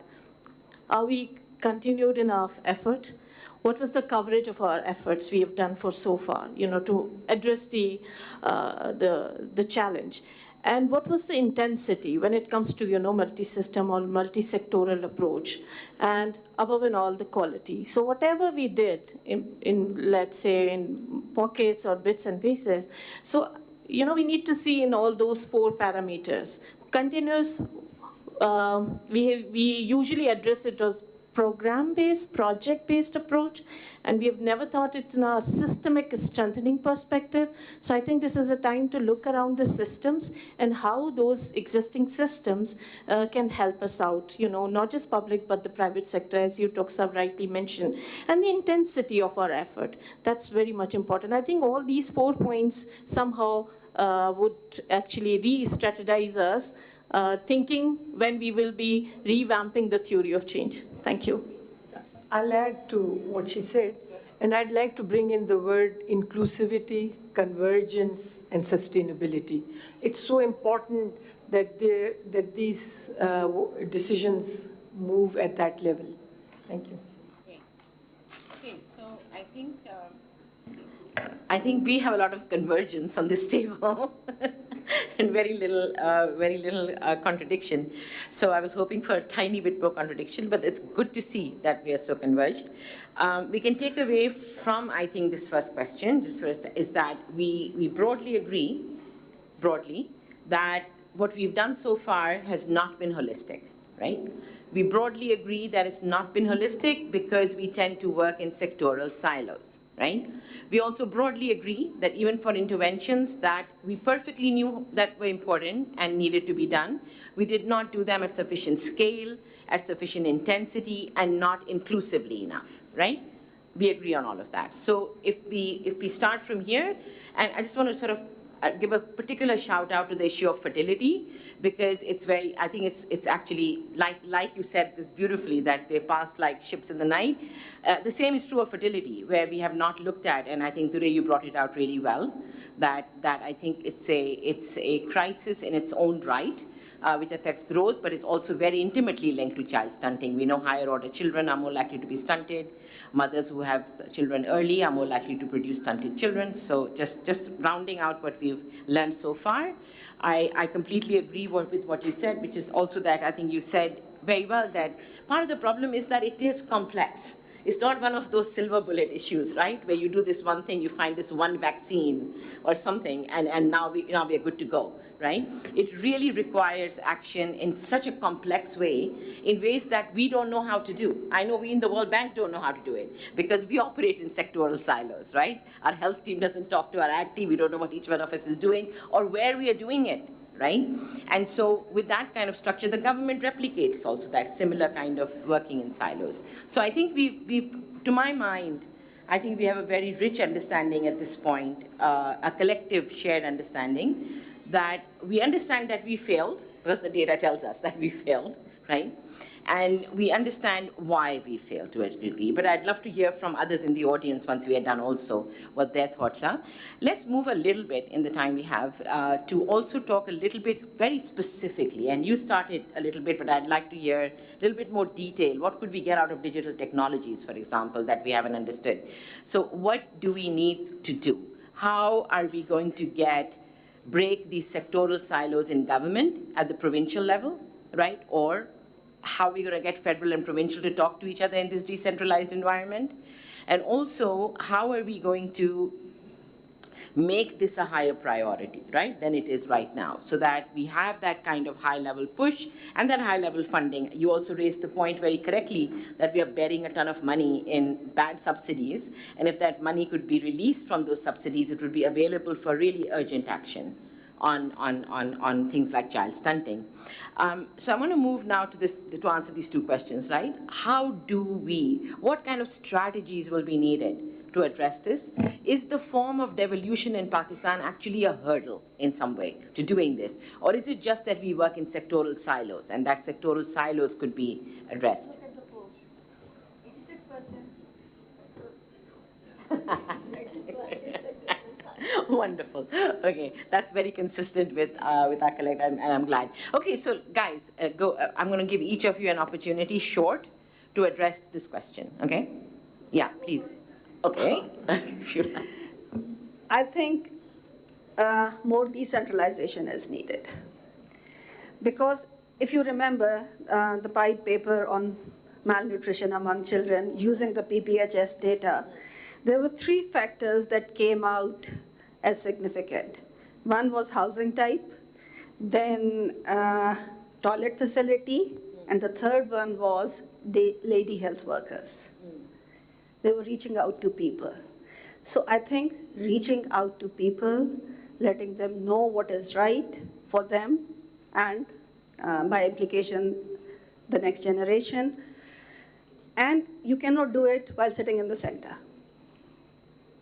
Do you mean more decentralization formally or more of a community outreach effort? Both. Okay. Both. Okay. And we usually talk of food security. I think we need to add some dimension of nutritional security.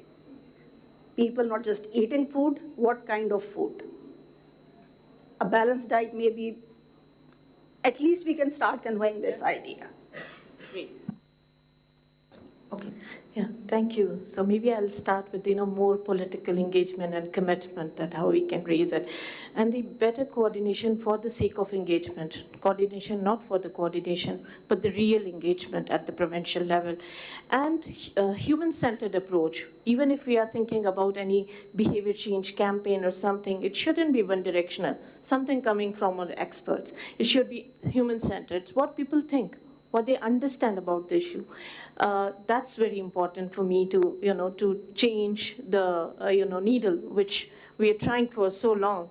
So, that could be another area to look into. And, in such a devolution and such a diverse environment, I think the engaging provincial level and making it more high political agenda could be another thing. And then again, as I said, the systemic approach, whatever we are doing through different systems, how we can better engrave nutrition, not seeing nutrition as a sectoral, agenda for every system. I think that's very important, because that's what we have noticed, that though we talk about multi-sectoral, but when it comes to nutrition, it is always seen as an outsider, to the health, to the wash. So it is part and parcel, hygiene. It's so much linked with this cycle of diarrhea with malnutrition. So, these kind of, I think, we need to look into.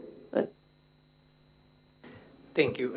So I think three things I would say. One, I think what can we do is kind of make a very nice list, understanding the complexity of the question, make a list of different kind of at least domains, if not the interventions, which would hit malnutrition in some way. There is not going to be a single intervention which will hit it completely, but if kind of like at least the sectors which hit it in one way, because it is going to be a cumulative effect of multiple interventions which will move the needle.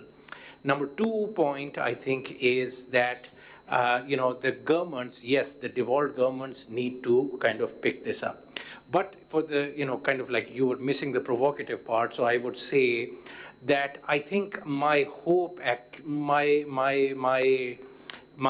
out of government initiative being able to fix this is low, okay? That because, if the government initiative, number one, many of these government initiatives are absolutely tied to the donor funding, and the day the donor funding goes, these kind of go away.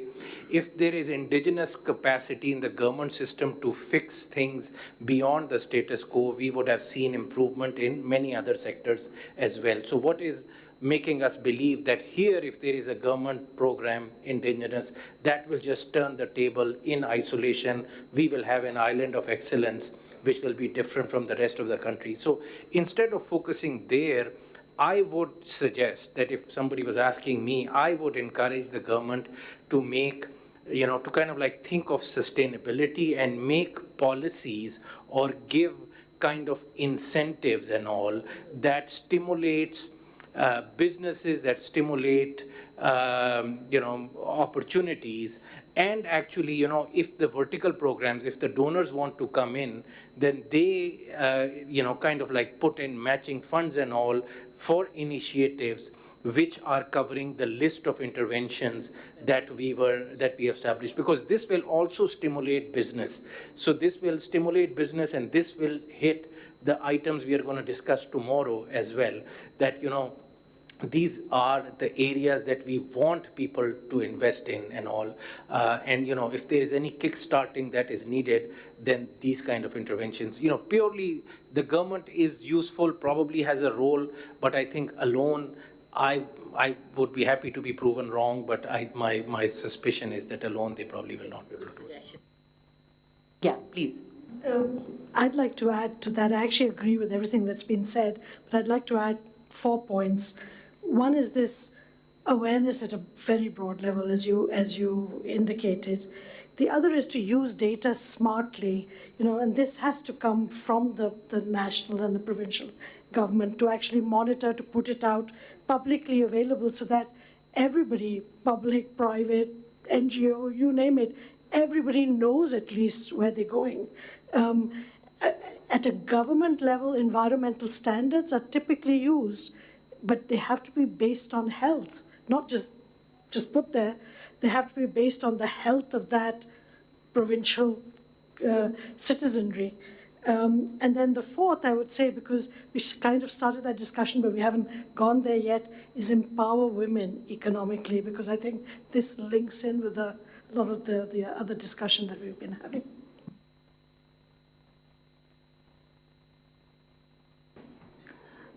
I think if we go for the early warning system regarding health and nutrition, there should be in place so that in case if there's a drought or flood coming, there should be an early warning system, and infrastructure should be in place which is resilient to these situations. That the moment the flood comes, all our crops get destroyed, infrastructure get destroyed. So we need to have infrastructure which is resilient to these climatic changes. Also, we need to have a bank where all the data is shared, not the top-up sharing. The bottom-down sharing should also be done with the community, with the stakeholders, and all the people who are involved, so that they are all taken on board and they are aware that what type of intervention are being done and what is the effect of it. Along with that, a social safety network also needs to be in place for the financial support to be provided to the provinces or the people who have got nutritional problem or health problem. So a support system should be in place so that they can be accessible to every individual.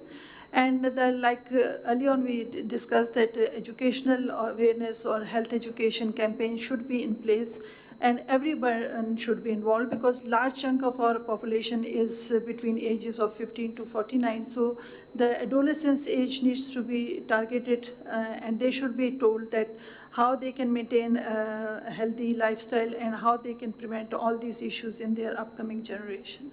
Thank you. Okay, thank you. So I'd like to start with disagreeing a little bit. What you said, sir, was excellent of involving the private sector and giving them a lead, but I still think the government should be in the driving seat where it is concerned with the health of its nation. So we do work, the government and the private sector should work together. There's always very good examples of public-private partnership. Ownership by the government at the highest level, that's what I'm suggesting. Nothing less than the Prime Minister chairing meetings on a regular basis, bringing provincial heads together, monitoring and looking at what are the targets given, results-based performance for each chief minister where nutrition is concerned. It should be taken very seriously, and that is what I'm suggesting, that this should now be taken at the highest level with a big ownership by the government, whoever, whether it's this or the coming government, but that is one thing. The other is to bring in accountability. We have data, the data should speak for itself, bring in accountability. Without that, I don't think we'll be going in circles again.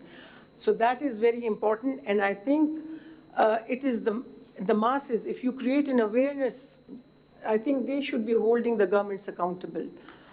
Partners and donors have a big say in being the catalyst with governments, sitting with governments. I think they have a big key role to play as well.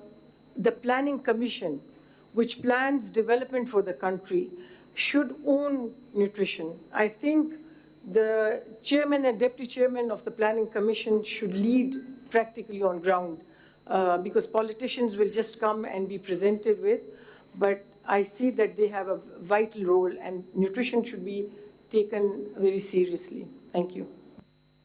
I think we really have an issue on which we have contention now. So I think we can go a little bit forward with that, because I think this is really important, right? Can government lead this? Does government have to lead this, right? Is this problem not solvable without the government leading it, simply because of the multi-sectorality of it, right? The healthcare systems, the water and sanitation systems. Can the private sector actually provide comprehensive water, sanitation, and solid waste management? Maybe it can with the right incentives, but let's talk about it. Can it provide adequate health? Can it deal with social safety nets, right? Can it handle issues of agricultural transformation? So I'll put my 1 cent worth in and I'll turn it over to you, particularly because you raised this, and I think it's a very important issue, is that I suspect that it's quite a big role for the private sector and for an incentivized private sector, and particularly social entrepreneurs. But I'm really questioning whether this can be done solely by the private sector with the government stepping out. So please.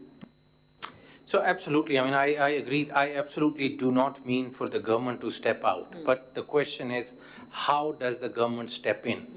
So the regulation of providing the right incentives for the right kind of initiatives to be done, that is all the government's domain. So I absolutely agree there should be a dashboard in the Prime Minister's office where, all of these things are done. I am just saying that the execution of that, right at the terminal end, and also absolutely the responsibility is with the government and all. The question is, how do you do this and all?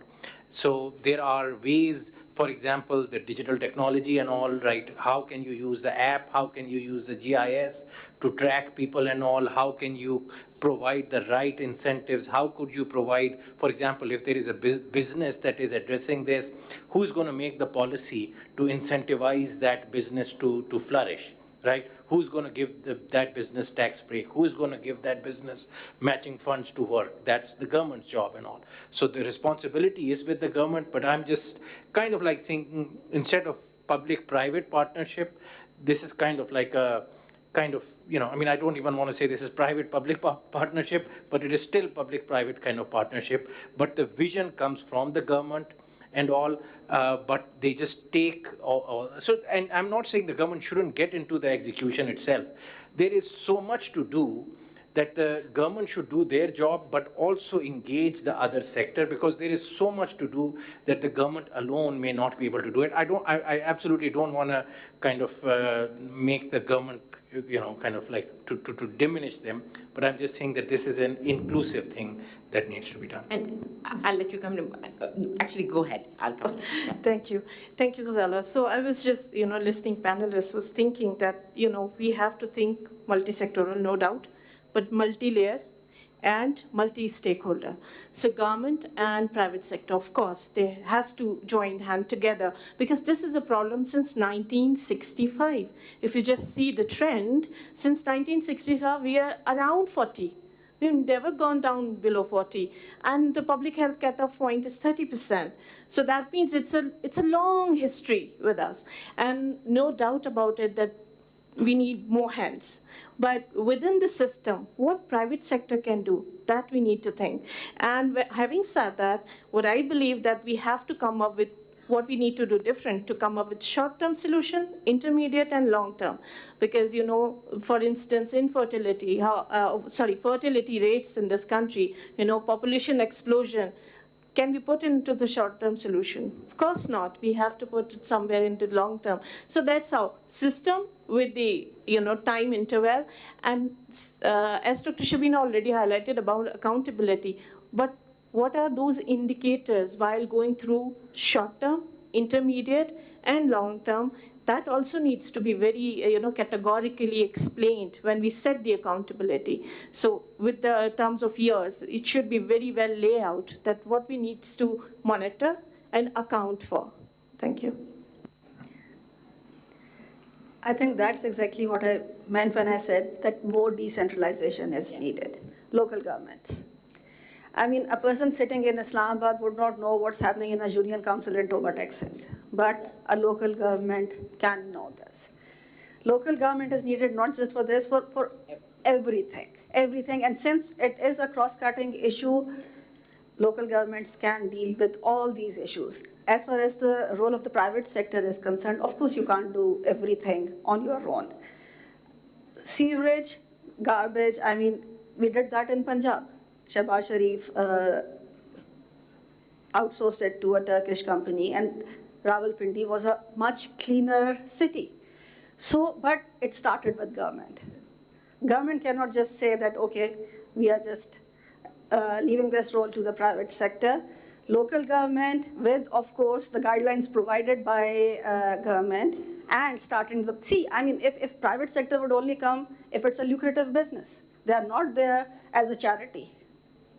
So it starts with government, and local government is the key there. And also a critical role for the civil society in awareness raising, in behavioral change. That is so important. Okay, great. I was going to mention that, and yeah, but go ahead. To just add also the academic institutions, there are a lot of students here, and actually so much more research could be done that focuses on this multi-sectorial angle and local research in terms of what's happening in particular parts of the country. So wonderful, folks. We are now going to turn to our larger audience on both sides of the room and take questions from them. And please feel free to address any of the panelists or to me or whoever you want to address, right? And take up any of the questions we've raised. So okay, please go ahead.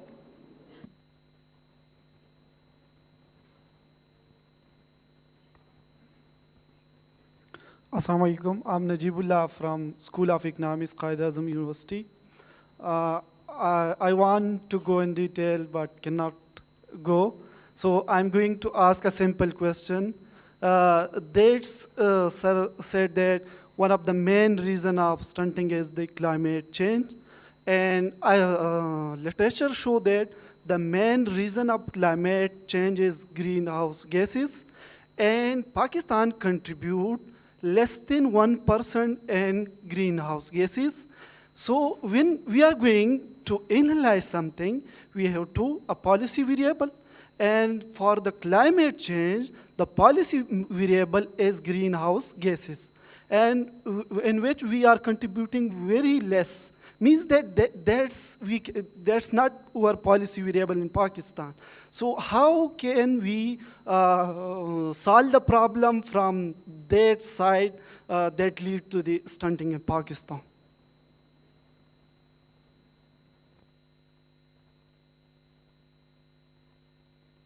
Sure. So specifically with regards to malnutrition, okay, I think we have to divide the issue of climate and environment into different places. Okay, so one environmental challenge is for a woman who is using firewood to cook her meal in her room. Okay, so that's an exposure, that's an environmental challenge. That's at the home level, right? If you have animal cohabitation, that's a problem at the home level and all.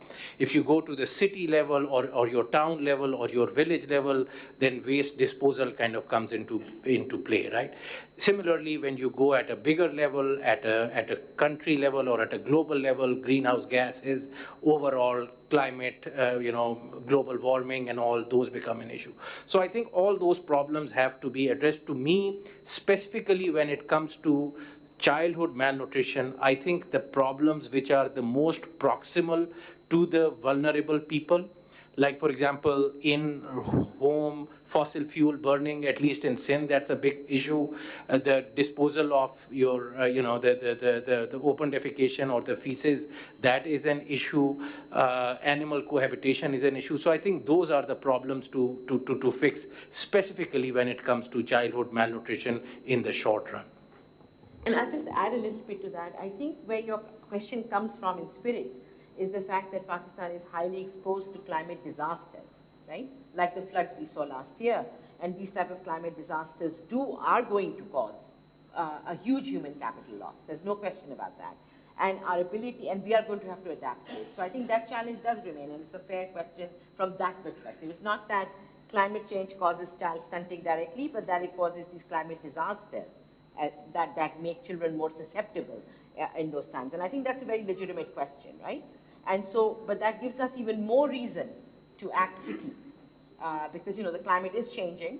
It is what it is, and we need to address it very quickly so that our populations are more protected from these events, right? I just wanted to add that I think he was coming a little bit from that perspective too.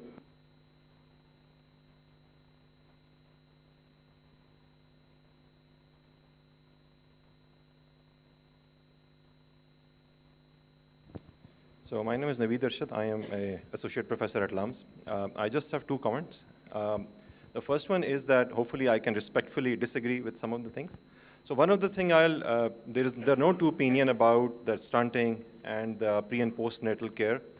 But when it comes to artificially controlling the population, I think we should be seriously thinking about that, like family planning and others. The countries that have did that in the 1960s are now facing the fruit of it, which is not very sweet. So you look at all the 15 developed countries, look at Japan, Korea, Singapore, all of them actually reached the magic number of 2.1, but they didn't stop there. They actually kept going down to a point that now the Japanese government has spent $200 billion just to increase their population, and they are unable to do it. So while we are doing any kind of intervention now, I think we should be careful of that, what impact it will have 100 years down the road, not 10 years down the road.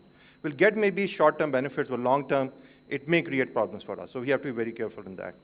The second comment I want to make is that one kind of pollution that Dr. Saab just mentioned in the previous answer to the comment is the indoor air quality. I think we have severely underestimated how bad quality air we are breathing in our own households. And I'm not talking about households that burn wood or cow dung or whatever. Even the households that have the natural gas connection, which most of us have, also the air quality is really bad because most of the burners that we have are not of that good quality. And we just recently got an air quality monitor. The numbers are really terrible. So, thank you.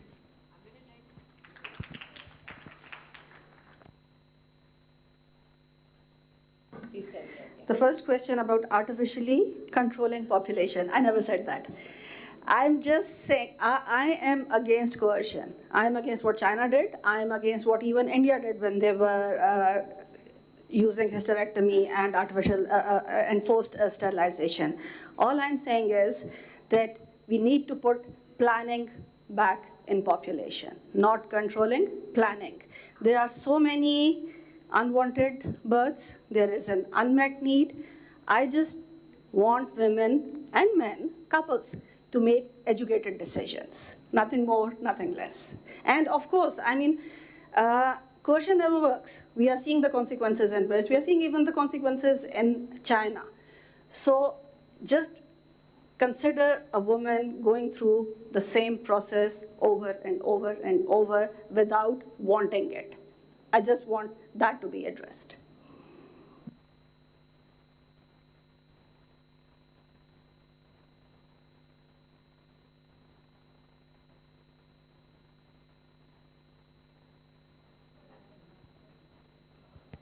Hello, Assalamu alaikum. My name is Aisha Khurram. I'm from Lahore. बहुत दूर से आई हूँ to listen to you guys. We are at the brim of economic disaster, as we all know. Please start saying what you guys are doing. Instead, what should we do? Please. We, as a common people of Pakistan, I would like to say our seniors what you guys are doing.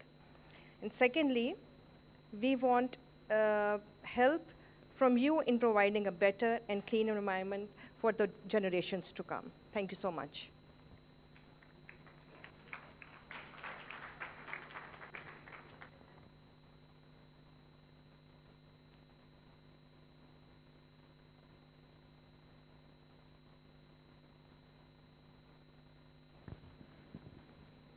Thank you. My name is Akmal Minalla. I am from the World Bank. Thank you for a very informed discussion. One thing that I would want to add to is that it's good that we've been learning and responding to this crisis, but it also relates to the way the governance structures are in place in Pakistan. So the governance structures were in place to face some very simple problems. And those kind of multi-sectoral problems never existed, and therefore everything works in silos. But within that structure, while we should respond to improving the structure, that is going to be somewhere down the road. But using those existing structure, I think we have two very good examples. One is dengue crisis was new, and but there was some common elements, especially in dengue and COVID-19. One was the convening power of the top leadership who wanted to resolve the problem. And the second was a very effective use of data.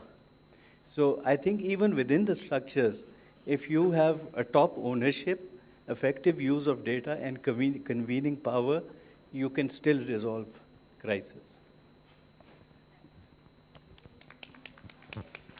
Thank you.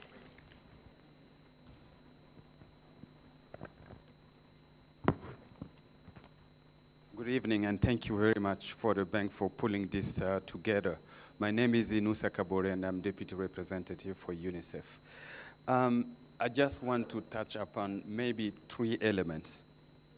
The first element I just want to mention is what my predecessor who spoke was saying.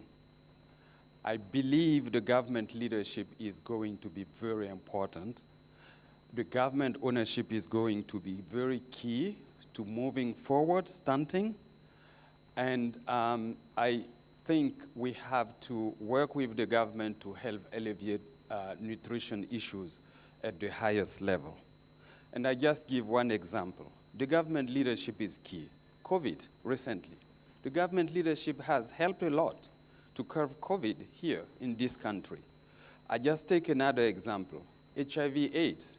When it came, it's the government leadership, obviously with coordination from the global community that has helped curb it. And for nutrition here, I think it has to be alleviated at the highest level to make sure that the cross-sectoral aspect could take place.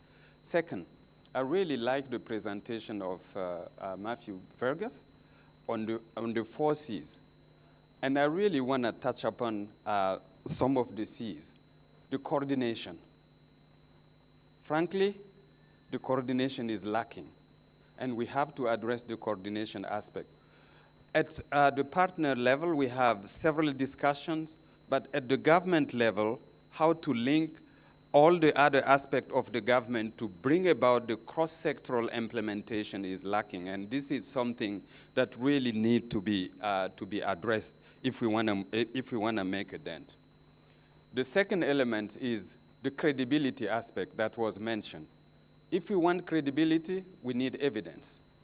Obviously, there is data, but we need disaggregated data at district level, and we need also, based on these targeted interventions, so that we can address the equity issues. And I like the question that was asked, what are we doing? And let me take just 1 second to say what we are trying to do. We have selected 25 districts in which we are going to do cross-sectoral work, integrated services at the provincial level to bring about coordination and cross-sectoral and addressing the gender aspect and the community level aspect. So I'll stop here. Thank you very much. So thank you, and I'm going to switch back to this side because we're going alternating sides. Yes. From before? Okay, please go ahead. If you know who, I can't see the whole room clearly. Yeah, thank you so much. So discussion basically look into the stunting issue, and but we are trying to suggest that these are the suggestions that we always heard from the various forum, and the way that I see this, we have to revisit the definition of stunting. You know, when we're looking into the real issue at the very grassroots level, then we realize what is actually stunting mean for the poor people and the people those are living there. to me, it's a behavioral issue that whether we realize the importance of health at a very grassroots level, no. Unless we educate our society in terms of looking into the importance of this entire issue of health, we may not address this issue. These injections that this forum is suggesting, it would work at a very small level, and it might give a good result by saying that this is a study we conducted this particular area and it helped to improve this issue. But when we look into that at a universal level, at the Pakistan level, we never improve our health in last 70 years. We never improve our education. And if we look into the South Punjab, a numerous injection was there in terms of so many intervention by the every stakeholder. I called it like a national government, sub-national government, local government, NGO, but still poverty is there. So if it's like a governance issue, it must be resolved. If it's like an economic issue, it must be resolved. But I think we need a deep thinking before we suggest something to really look into this issue. Thank you. Great, thank you. We'll take one question from this side and then come back here. So, go. Ask.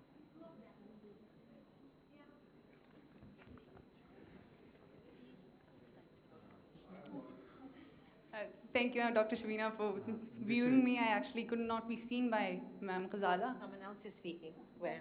I'm over here, ma'am. Oh, okay. I guess we're on this side right now again. Oh, thank you, ma'am. Actually, I have two things I wanted to say. One is sort of a question, the other is a comment. It's kind of ironic. I was looking at the panel and then the discussion on the other hand. We did say that we want we need to come out with the sectoral silos and, engage on with different sectors. Unfortunately, the panel over here is not very diverse. And I think it is necessary that for future reference, we bring people from different sectors so that they can engage in this discussion. And child stunting will not only be solved from health perspective, but other perspectives as well. Secondly, many strategies were mentioned like decentralization, food quality, food security, women empowerment. One thing I feel like should be mentioned, and I would like to take the panel's view on this, is infrastructure development. Because if it's not just specific infrastructure as in buildings and roads and all of that. Yes, it provides access to facilities, but infrastructure as in health infrastructure, infrastructure as in education infrastructure, so that we can make awareness among the masses, among people.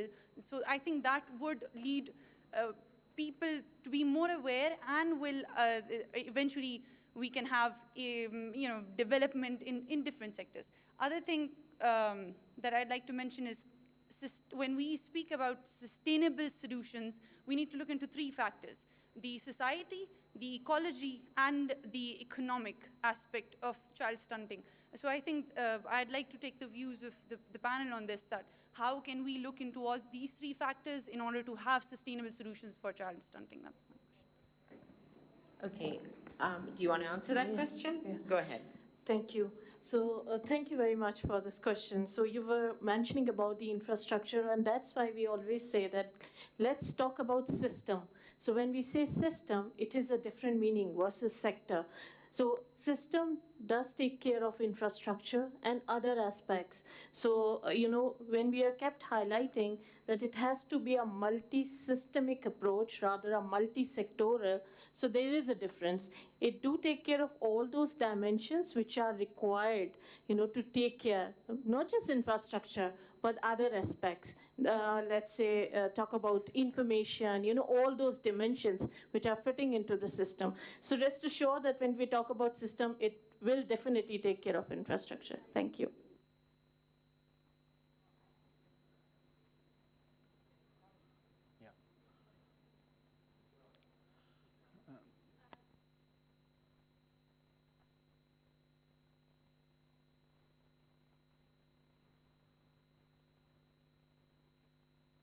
Yeah, I have a very simple question. So, well, everyone's been talking about stunting and health and, basically looking at hygiene. What's the relationship between education, female labor participation rates, and stunting? I'm really curious about that, and the reason for that is two. that you find stunting also in urban mothers and well-off mothers, and you find stunting also, and we're kind of making this a very poor problem. It's not a poorest problem. Thank you. Happy to come in on this very quickly as an answer, and then we'll switch to this. You're absolutely right. In fact, there is very good data that shows that the urban stunting rate in Pakistan, actually urban residence is not protective in Pakistan as much as it is in other countries. In many other countries, the shift from rural to urban areas tends to be, it's highly correlated with a reduction in stunting, not in Pakistan, right? Poverty reduction is highly correlated with a reduction in stunting, right? This aggregate lifting up, not in Pakistan, right? And why is that? And that's the thing that we're talking about, that essentially we have such a polluted environment, right? That it doesn't matter if you're living in Karachi in defense even, right? Basically all around you, there is waste. Even human waste, right? It's all around you. It's bubbling up when it rains a quarter inch, right? So the fact that we have not invested in sanitation systems, the fact that we have not invested in safe water, we have done nothing about waste management, right? All hygiene, behaviors, right? Basically basic behaviors around hygiene are not something that we have transmitted to people properly. That used to be done by what used to be called public health, right? We absolutely gave up on the whole public health idea, right? Health became all about health institutions, curative, so that's the reason. And I completely agree that till we go back to that basic notion of what is public health as it was understood, we'll have a hard time with this. Yeah, we can take... This is Dr. Tanveer Ibrahim, Chief Nutrition, NIH. I need to have some sort of decision, policy decisions from your worthy platform to reduce stunting and even malnutrition. There are multiple parts of this food sciences and nutritional food safety, quality, and security. We need to have some analysis and R&D activities over there to improve our functional groups in the food commodities. We have nutrition education awareness campaigns to address all those factors to overcome stunting, and we need to have the regulatory bodies and policy makers. If we sum up all the stakeholders at national level, so we can easily find out and develop the policy decisions. The main policy decisions to improve this stunting and malnutrition could be, if you all can agree, I can make a humble submission and solution to all these stunting activities. We need to have incorporation of food and nutritional sciences graduates to our primary and secondary health and education sectors to disseminate the balanced food and other nutritional awareness campaigns. And if we have strengthened our dissemination activity campaigns and system, then we can have to policy decision to discourage the local transportation of food commodities, and we need to contain our required food basket as per our community population to certain region to provide all required food basket in the form of balanced food to affordable communities and to non-affordable communities in the form of charity. Great. And awareness to have a balanced food commodities in their meal. Okay. So nice of you. Thank you. Thank you. I'm going to, since this was a comment more than a question, I'm going to move to that side and take, because we have a lot of people. Are we taking any online questions, folks? Okay. Could you please tell us an online question?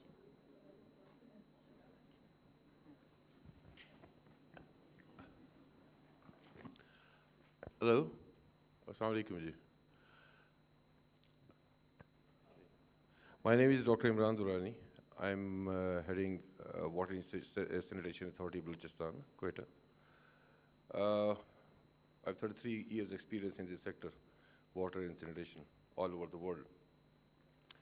What I feel is that, honestly, that laws are there, rules are there, officers are there, NGOs and international NGOs are there. I work for Oxfam, Red Cross, and other organizations also. What I feel is, I agree with the UNICEF head was here. Yes, they are working very hard. World Bank is there. We are also dealing with the World Bank in our project. One problem what I felt is, this is our nation's main problem. They don't want to learn. They don't want to learn. You go to the government departments, they skip. The problem is, what is the citizen responsibility? We always talk about government. Government has to do this. Government has to provide this. Government has to do this. But where are the rules for the citizen? If you cannot clean your house and you cannot manage your garbage, you cannot manage your waste in your house, in your area, then I think it is an illiterate nation, honestly speaking. If you go to Japan and see, wherever you are in a high level delegation, and they just announce, please collect your trash. So this clearly shows that government cannot handle all these scenarios at once, like nutrition, like water and sanitation, like cleaning of everything, So nation, this must be announced. This is the main priority. This is the main problem of the development priorities. Your nation is not ready. People are not ready. Women's, you are talking about mothers. Just a minute, miss. Mothers, today's mother and our mothers, they were different. Honestly speaking, their priorities are different. Okay. Thank you.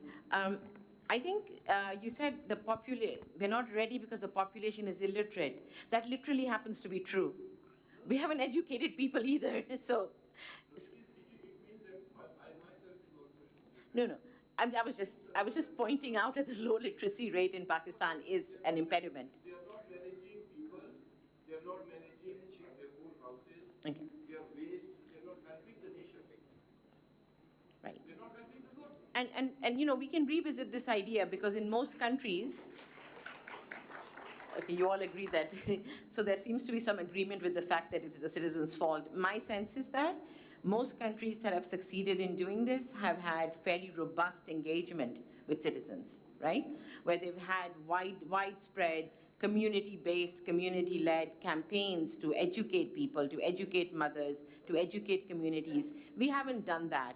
So to say, where are the citizens, do they understand their rights? They've never been even told what their rights or responsibilities are, right?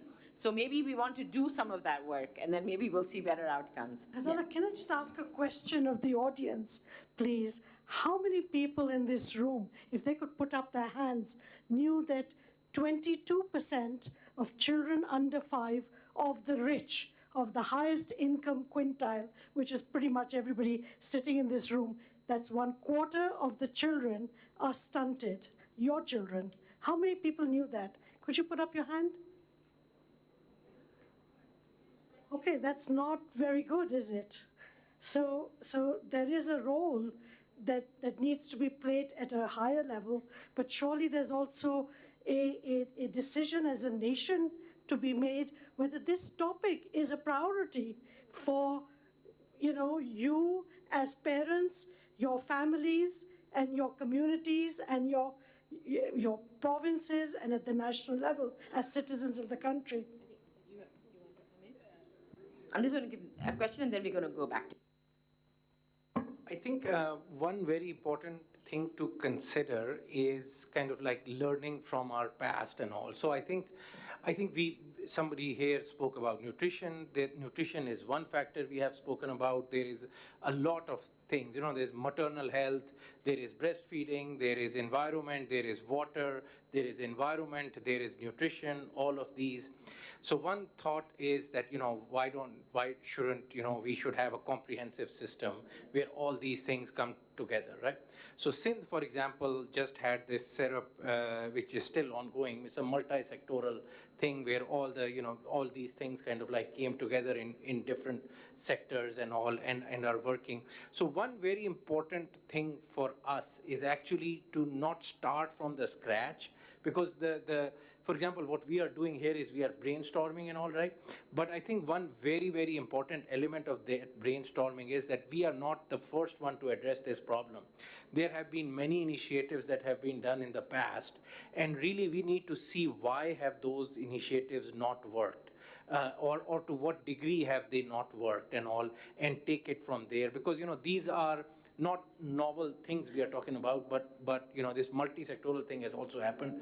I feel that, that analysis and what we are going to do different now is important. So I want to jump in here for a second, because in the first part of our conversation, I kind of started with this, and we agreed, I thought, broadly, that in fact we have not holistically implemented anything, right? So I do agree with you, we need to learn. From whatever's been done, we need to learn if we can. Ex-post learning in complex projects is often very difficult unless you set up learning systems to begin with, but we should go learn. But I think we agreed in the first thing, after a long round of things, that we actually haven't done this thing holistically in one place properly anywhere. And so it's not so much that we've always done this and, we just need to learn from it. So I just wanted to kind of go back to that one step, just so that we round the circle here, Dure, and then I'm going to go back to the audience. Even our health and population policies are separate policies. Ghazala, may I? Sorry. Ghazala on the other side. I promised people online to be able to ask questions, and I'm keeping my promise. We have Anonymous ask. One of the panelists mentioned taking back inefficient subsidies. Where did we go wrong with them, and what alternatives do we have at our disposal? Another person asked, what role do you think genetics plays in stunting? What I mean is it intergenerational? Okay. And last question, what are the symptoms of pregnant women that can lead to a stunted child, and what should mothers do? As well as Abed asked, what would be the effect of marriages taking place later on stunting? Okay, so on the first question, I refer the questioner to our entire discussion tomorrow, which is going to go into this, right? I can provide answers, but that would not be useful. I think they should come tomorrow and listen. They're going to get many answers. On the other three questions, I'll answer one. I'd like you to answer one, and others too, which is the first question was, is it intergenerational? Yes, it's intergenerational. And at this point, that means that 40% at least of children that are going to be born or more are at extremely high risk for stunting, right? So children can be born stunted. Children of stunted mothers are born stunted at the very high risk of that. So I'll stop on this one. I would like you to answer what potential things can be, are there signs when a woman is pregnant that there is risk, and what can be done about it? Sure. So just so that, one thing I want to add is that, so when people from Pakistan move to like Sweden or other place and all, after 2 generations, their children have the same average height of the local person. So it's not genetic, it is epigenetic. Absolutely. Which is related to Absolutely. The environment and all. So I think that is kind of important. In terms of pregnant woman, I think we spoke about the antenatal visits and all. Those things are important. I think it's not like a magic thing that you can kind of, it's basically a stunted woman, a malnourished woman is much more likely to give birth to a child who's going to be low birth weight and all. You have to take care of women, not just during the pregnancy, but the pre-pregnancy as well, the supplementation, all these factors which are related to the childhood malnutrition, kind of most of them also apply to the woman's malnutrition. Great. There was a third part to the question I'd like you to address, which was, could delaying births, could delaying the first birth by getting married later or having a little help? We need to understand that the time period from conception to first 1,000 days of the child, that is when the child is 2 years of age, from conception to 2 years are very critical for the child, and this is the window period during which we can take certain interventions to reduce stunting in this newborn baby. When our child is born, the birth weight is compatible with international market, with international figures. But the moment the child is started on the weaning diet or the complementary feeding, the problem arises there. एक तो हम early feeding start कर देते हैं at the age of 4 months, which now WHO recommends that it should be started at 6 months of age. One problem arises here. Another is that the child is not given balanced food. The common weaning diet in our community is roti and chai. The naan is dipped in tea and is given to the baby, which is not nutritionally adequate for that child. And the child starts having the bouts of diarrhea, and like our colleague said, that this vicious cycle sets in. Other thing is that when mother is of an early age, the problem is also arises there because she's hardly 15 or 16 years of age. Her body is still growing, and additional burden of pregnancy comes on top of it, and the repeated pregnancy puts an additional burden on her. So obviously she is going to give birth to a premature and low birth weight baby, and the problem starts right from there. Great, thank you. Just quick comment to answer to the question. So if mother is malnourished itself, undernourished, and facing anemia, 20% are predisposed of stunting. So we need to make this thing very clear. Yeah. I'm going to switch for 1 minute back to this side. Yeah, please go ahead. Yes. Thank you very much. I'm Dr. Mazhar Iqbal. Madam here. Yes.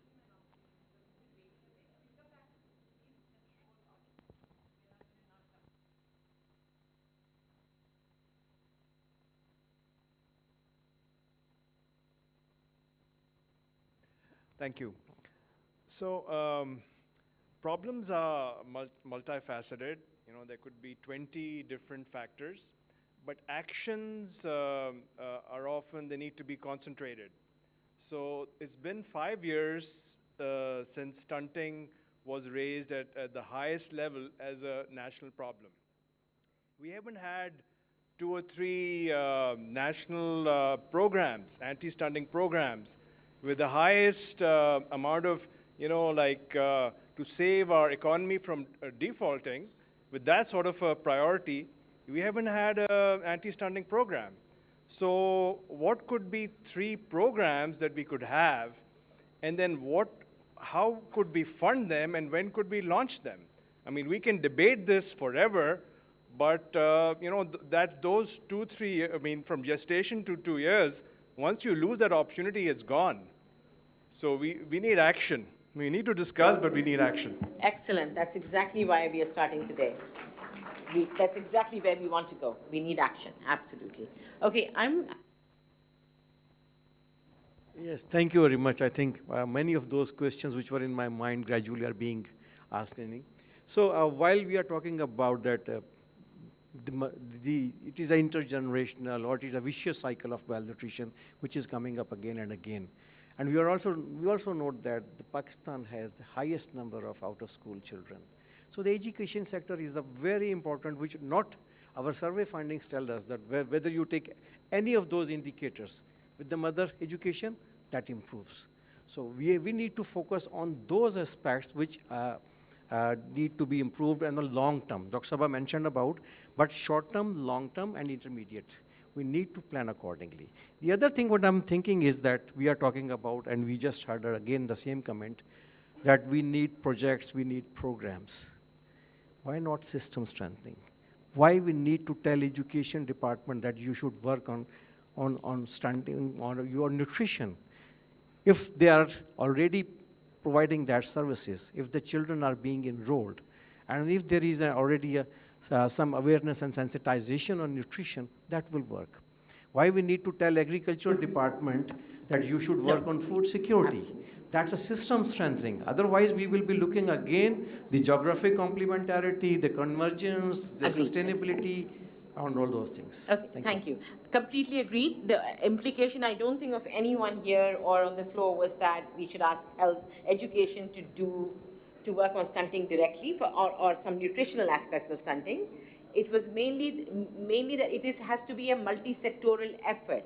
That doesn't mean that sectors don't do what they do. They do what they do under, I think you raised this before, under a set of guidance about what will it take. That's all, right? And we can talk more about that. But yeah, would you like to comment? So I would just, when we say that, nothing was done and all, we probably want to just have a look at this program called Multi-Sectoral Approach for Stunting Reduction in Sindh that was done is being done in 9 districts, started in 2018, extended to 21, has involvement of health, education, population welfare department, agriculture, fisheries, livestock, and social welfare department and all. Not all of them are working in one, so many of them are in here, but so effort was done. One can question it didn't work and all. So the key thing is to kind of learn from that and see how can we do better. Absolutely agreed. I think that's a great idea. Okay, I'm going to go this side and please go ahead. Hi, Ghazala. I'll just talk from a very layman perspective, rather a mother's perspective, that I don't know if any mother would ever like to see his or her child being not normal or being malnutrition. So talking from the very natural perspective, like if a mother knows what she needs to do to have a healthy child, she would do that. And that comes to the education, but we know that most of the population, the education numbers are very low in the country. So what would be the time where we can bring that education and we can inform the mother that the malnutrition can result into it? So I would say that we should be dissecting the problem, some which is controlled by the mother, and some which are by the government, by the communities, by the other factors, and looking into it, that what can be done by the mother should be communicated through the communication strategies, and then the investment focus should be on the areas, so suppose like the waterborne diseases, that's beyond mother's control, but the personal hygiene, the hygiene of the house is in her control, and those are the areas like a targeted approach to the issue should be considered. That's excellent points. Very quick response. That's exactly why lady health workers did have a positive influence. Awareness, knowledge. That's why poverty was not a factor, knowledge was. So reach out to people, tell them what to do. Great. So I think we're very much on that same, we're very much talking about doing something very similar to what you're saying, yeah? Okay.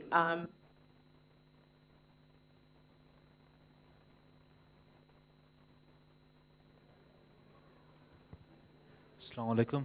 This is Noor Mohammed, Managing Director, Public-Private Partnership, Balochistan.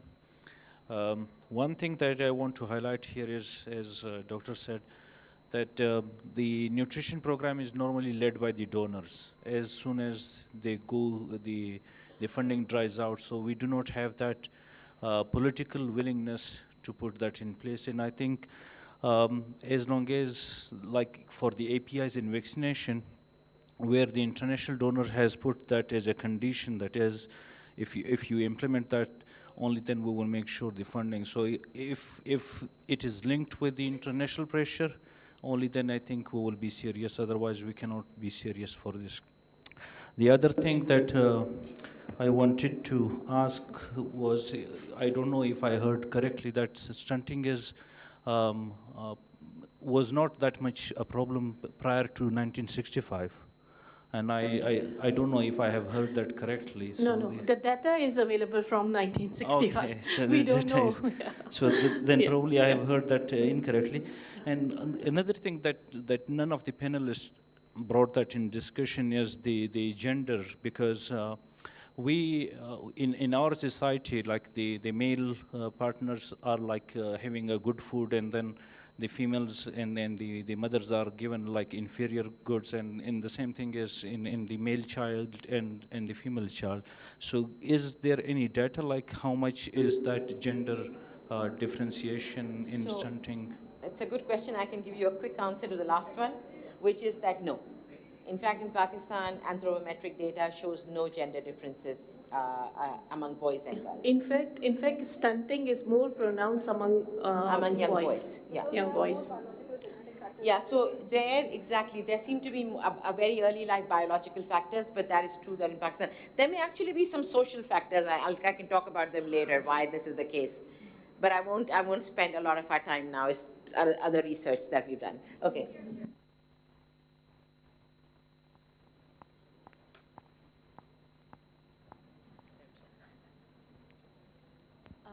I have a question.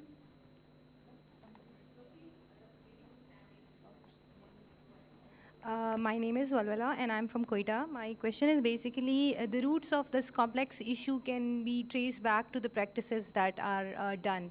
So how do you see the role of the integration of NGOs and government to improve the practices? Because if the practices are not improved, I'm sorry, there's no change. The practices, they need the practical change. So the integration is the need of time. So I want you to put light on this thing. Thank you. Okay, again, an excellent point, I think. And we were going to have someone here on the panel who would have spoken directly to that. They couldn't make it. But I think that absolutely we would all agree that there's a huge role for that last mile and community. It's really community participation, NGOs that can really make that happen, right? So very much in agreement with you that that's needed. Did someone want to add to that? I just want to add and inform that there's a scaling up nutrition program globally, and Pakistan is also part of it. Right now, we have 152 NGOs who are working around this, but it needs to be built on, and these are change agents within the community who can actually do what you're suggesting. Yes. Sure. So I think it's not just the issue of NGO, but it's the local solution. And how can you kind of, there's a very, very nice TED talk if anybody wants to kind of listen. The title of it is, Want to Help Someone, Shut Up and Listen. Because the thing is that the solutions and all, for many cultures, there are many subcultures within Pakistan. And, there has to be a lot of respect for those subcultures before any intervention is imposed on them. And there has to be a dialogue, actually primarily kind of, much more listening than talking. And also, I think if NGOs can do it, that's fine. Whoever wants to do it, I think it's very, very important to really respect the local culture and make the solutions out of that local. We didn't talk as much as I wanted to about the role of devolution here, but I think we can also go back to that issue that we need functioning and vibrant local governments, perhaps, because these are municipal tasks very often, many of these, and should be handled by municipal There are many provincial differences. Even if you look at the stunting rates, they're highest in Sindh, then Balochistan. There are specific cultural things, and for that you definitely need local governments. Okay, I'm good. I think we're kind of moving on time, but I'll take a couple more questions since they're still coming. Okay, we have a lot of people coming. Why don't you go first? So my question is on the lines of the cultural and the way that the discussion is going. Who is the person asking? Okay. The way the discussion is going right now. So how do we tackle this problem in sensitive areas, be it cultural sensitivity, religious sensitivity, geographical sensitivity? We talked about the lady health workers, but some cultural, religious, geographical aspects need to be taken care of. So I would like to know your comments and suggestions about how to intervene in such sensitive areas and issues, because this is a very sensitive issue. So comments on that. Personally, I wouldn't think that stunting is a sensitive issue. As in, I don't think that people are sensitive about talking about it. I think where we might experience religious sensitivities is in the fertility issue, where there are concerns, and that's one of the reasons Pakistan has made no progress in this domain. And again, family planning, right? The simple family planning has been a huge challenge, unlike other countries, but I'm not sure that unless someone else wants to say something on it. Yeah. LHWs are selected by the community, and they are working in that particular community. So they are mostly acceptable to the community, and she has the access to the households freely also. So she can freely talk about these issues. Great. To pick, there's so many. Yeah, go ahead, please.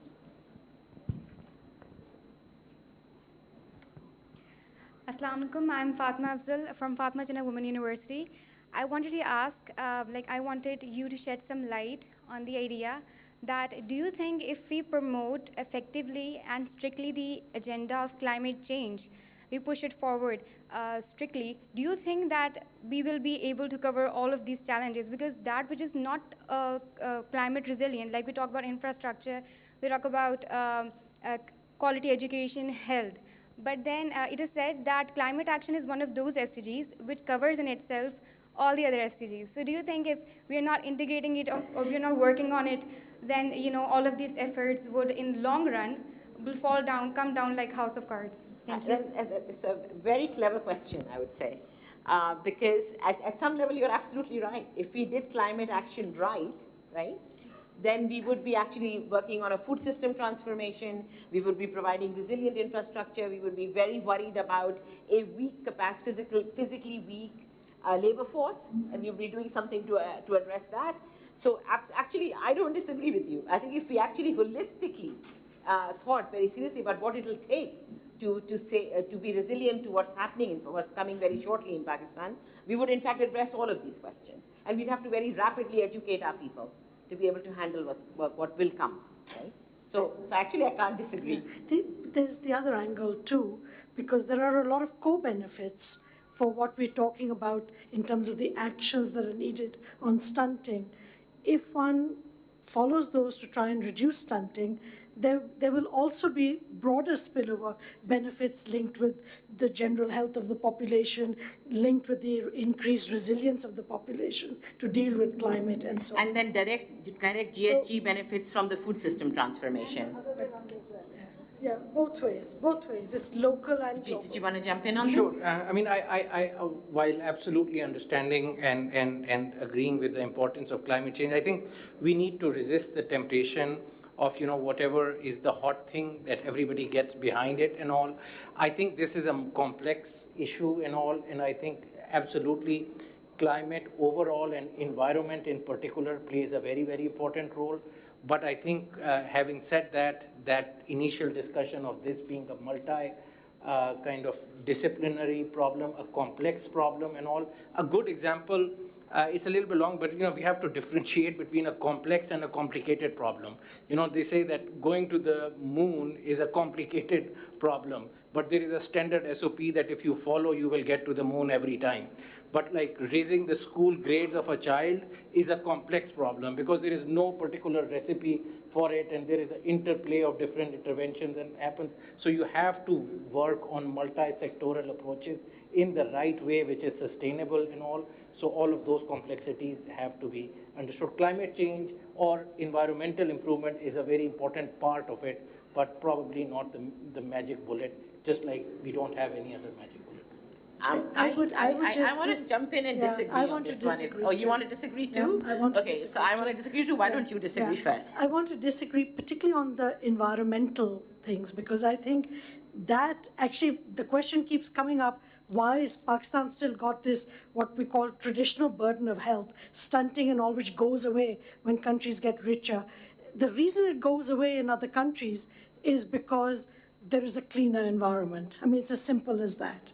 And that hasn't happened here. So that's why we're getting other things, and we're getting the old things, the modern and the... So you actually would get a lot of benefits. Yeah. And I would actually argue, similarly, if you improved environmental issues, you'd have a reduced health burden. You'd prevent a lot of diseases. You'd be more resilient to deal with climate change. So I'm not talking about GHG reduction. I'm just talking about being able to cope when all those disasters come. Yeah, and I just would second that I think where your question came from and where I took it is not so much climate change as in, the buzzword and we have to reduce greenhouse gas emissions, but there's no question about the fact that Pakistan is at extremely high risk from the impacts of climate change. And that is going to have to require urgent action, whether we like it or not, or we won't survive pretty much at this point, given the heat that's I coming. just want to add, we have to be very cautious when finding out single solution to the problem. It's not a single solution. I think we should stop on the climate change for the next few minutes. We can continue this discussion later. Could I have questions from online. I'm the voice from the online participants, so sorry that you have to see me the whole time. We have a question from Andalib, who says the discussion is meaningful and insightful, no doubt, but the main issue is how to make the government pay attention to child stunting and malnutrition, especially at a time when even middle class is faced with food insecurity. Second question from Kundan Noor Sheikh. Are there any relevant global case studies on stunting that we can learn from? I'm sure the panel has a lot to contribute. Okay, on the second question, there's a vast literature that, and I want to say in terms of practical steps, we are currently compiling evidence notes, and we will have short evidence notes on each of the drivers of stunting within the next few months, and we will make them public, they'll be online. So we will everyone doesn't have to go looking for every piece of the evidence. There are hundreds of papers that provide the evidence, but we're trying to put it all together. So that's the second question. The first one was? Food insecurity. Because there's already such a, we're in the middle of a poly crisis. Yes, I mean, we are in the middle of a big crisis right now, right? There's no question about it. I think everyone would agree with that.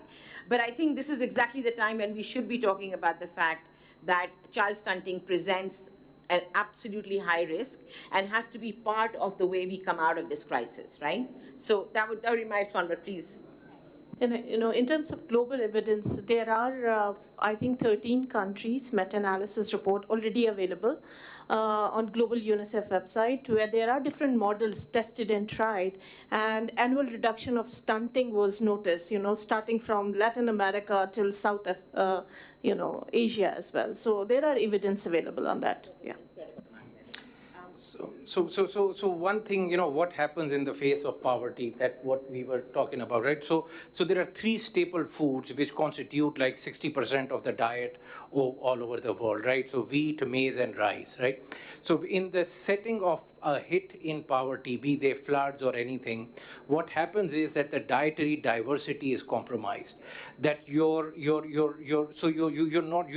don't go hungry because the relative proportion of the staple food goes up, but you stop eating the non-staple food things. So your meat intake, your fruit intake, your high protein intake, pulses intake, and all goes down, which is already not much anyway. So that's why it contributes. So I think as we were talking about, or as I think people are going to talk about tomorrow, the right subsidies. Yes, wheat is very, very important, but also we have to make sure that dietary diversity is preserved in our population.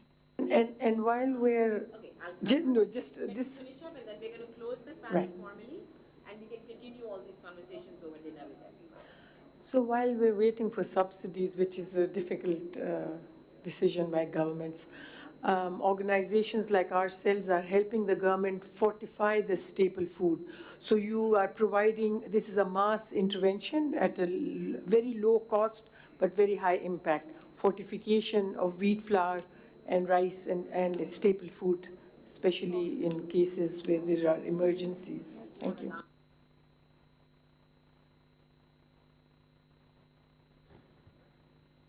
Oh, I'm so sorry. This has been a wonderful session from my perspective. I think a lot of things came out.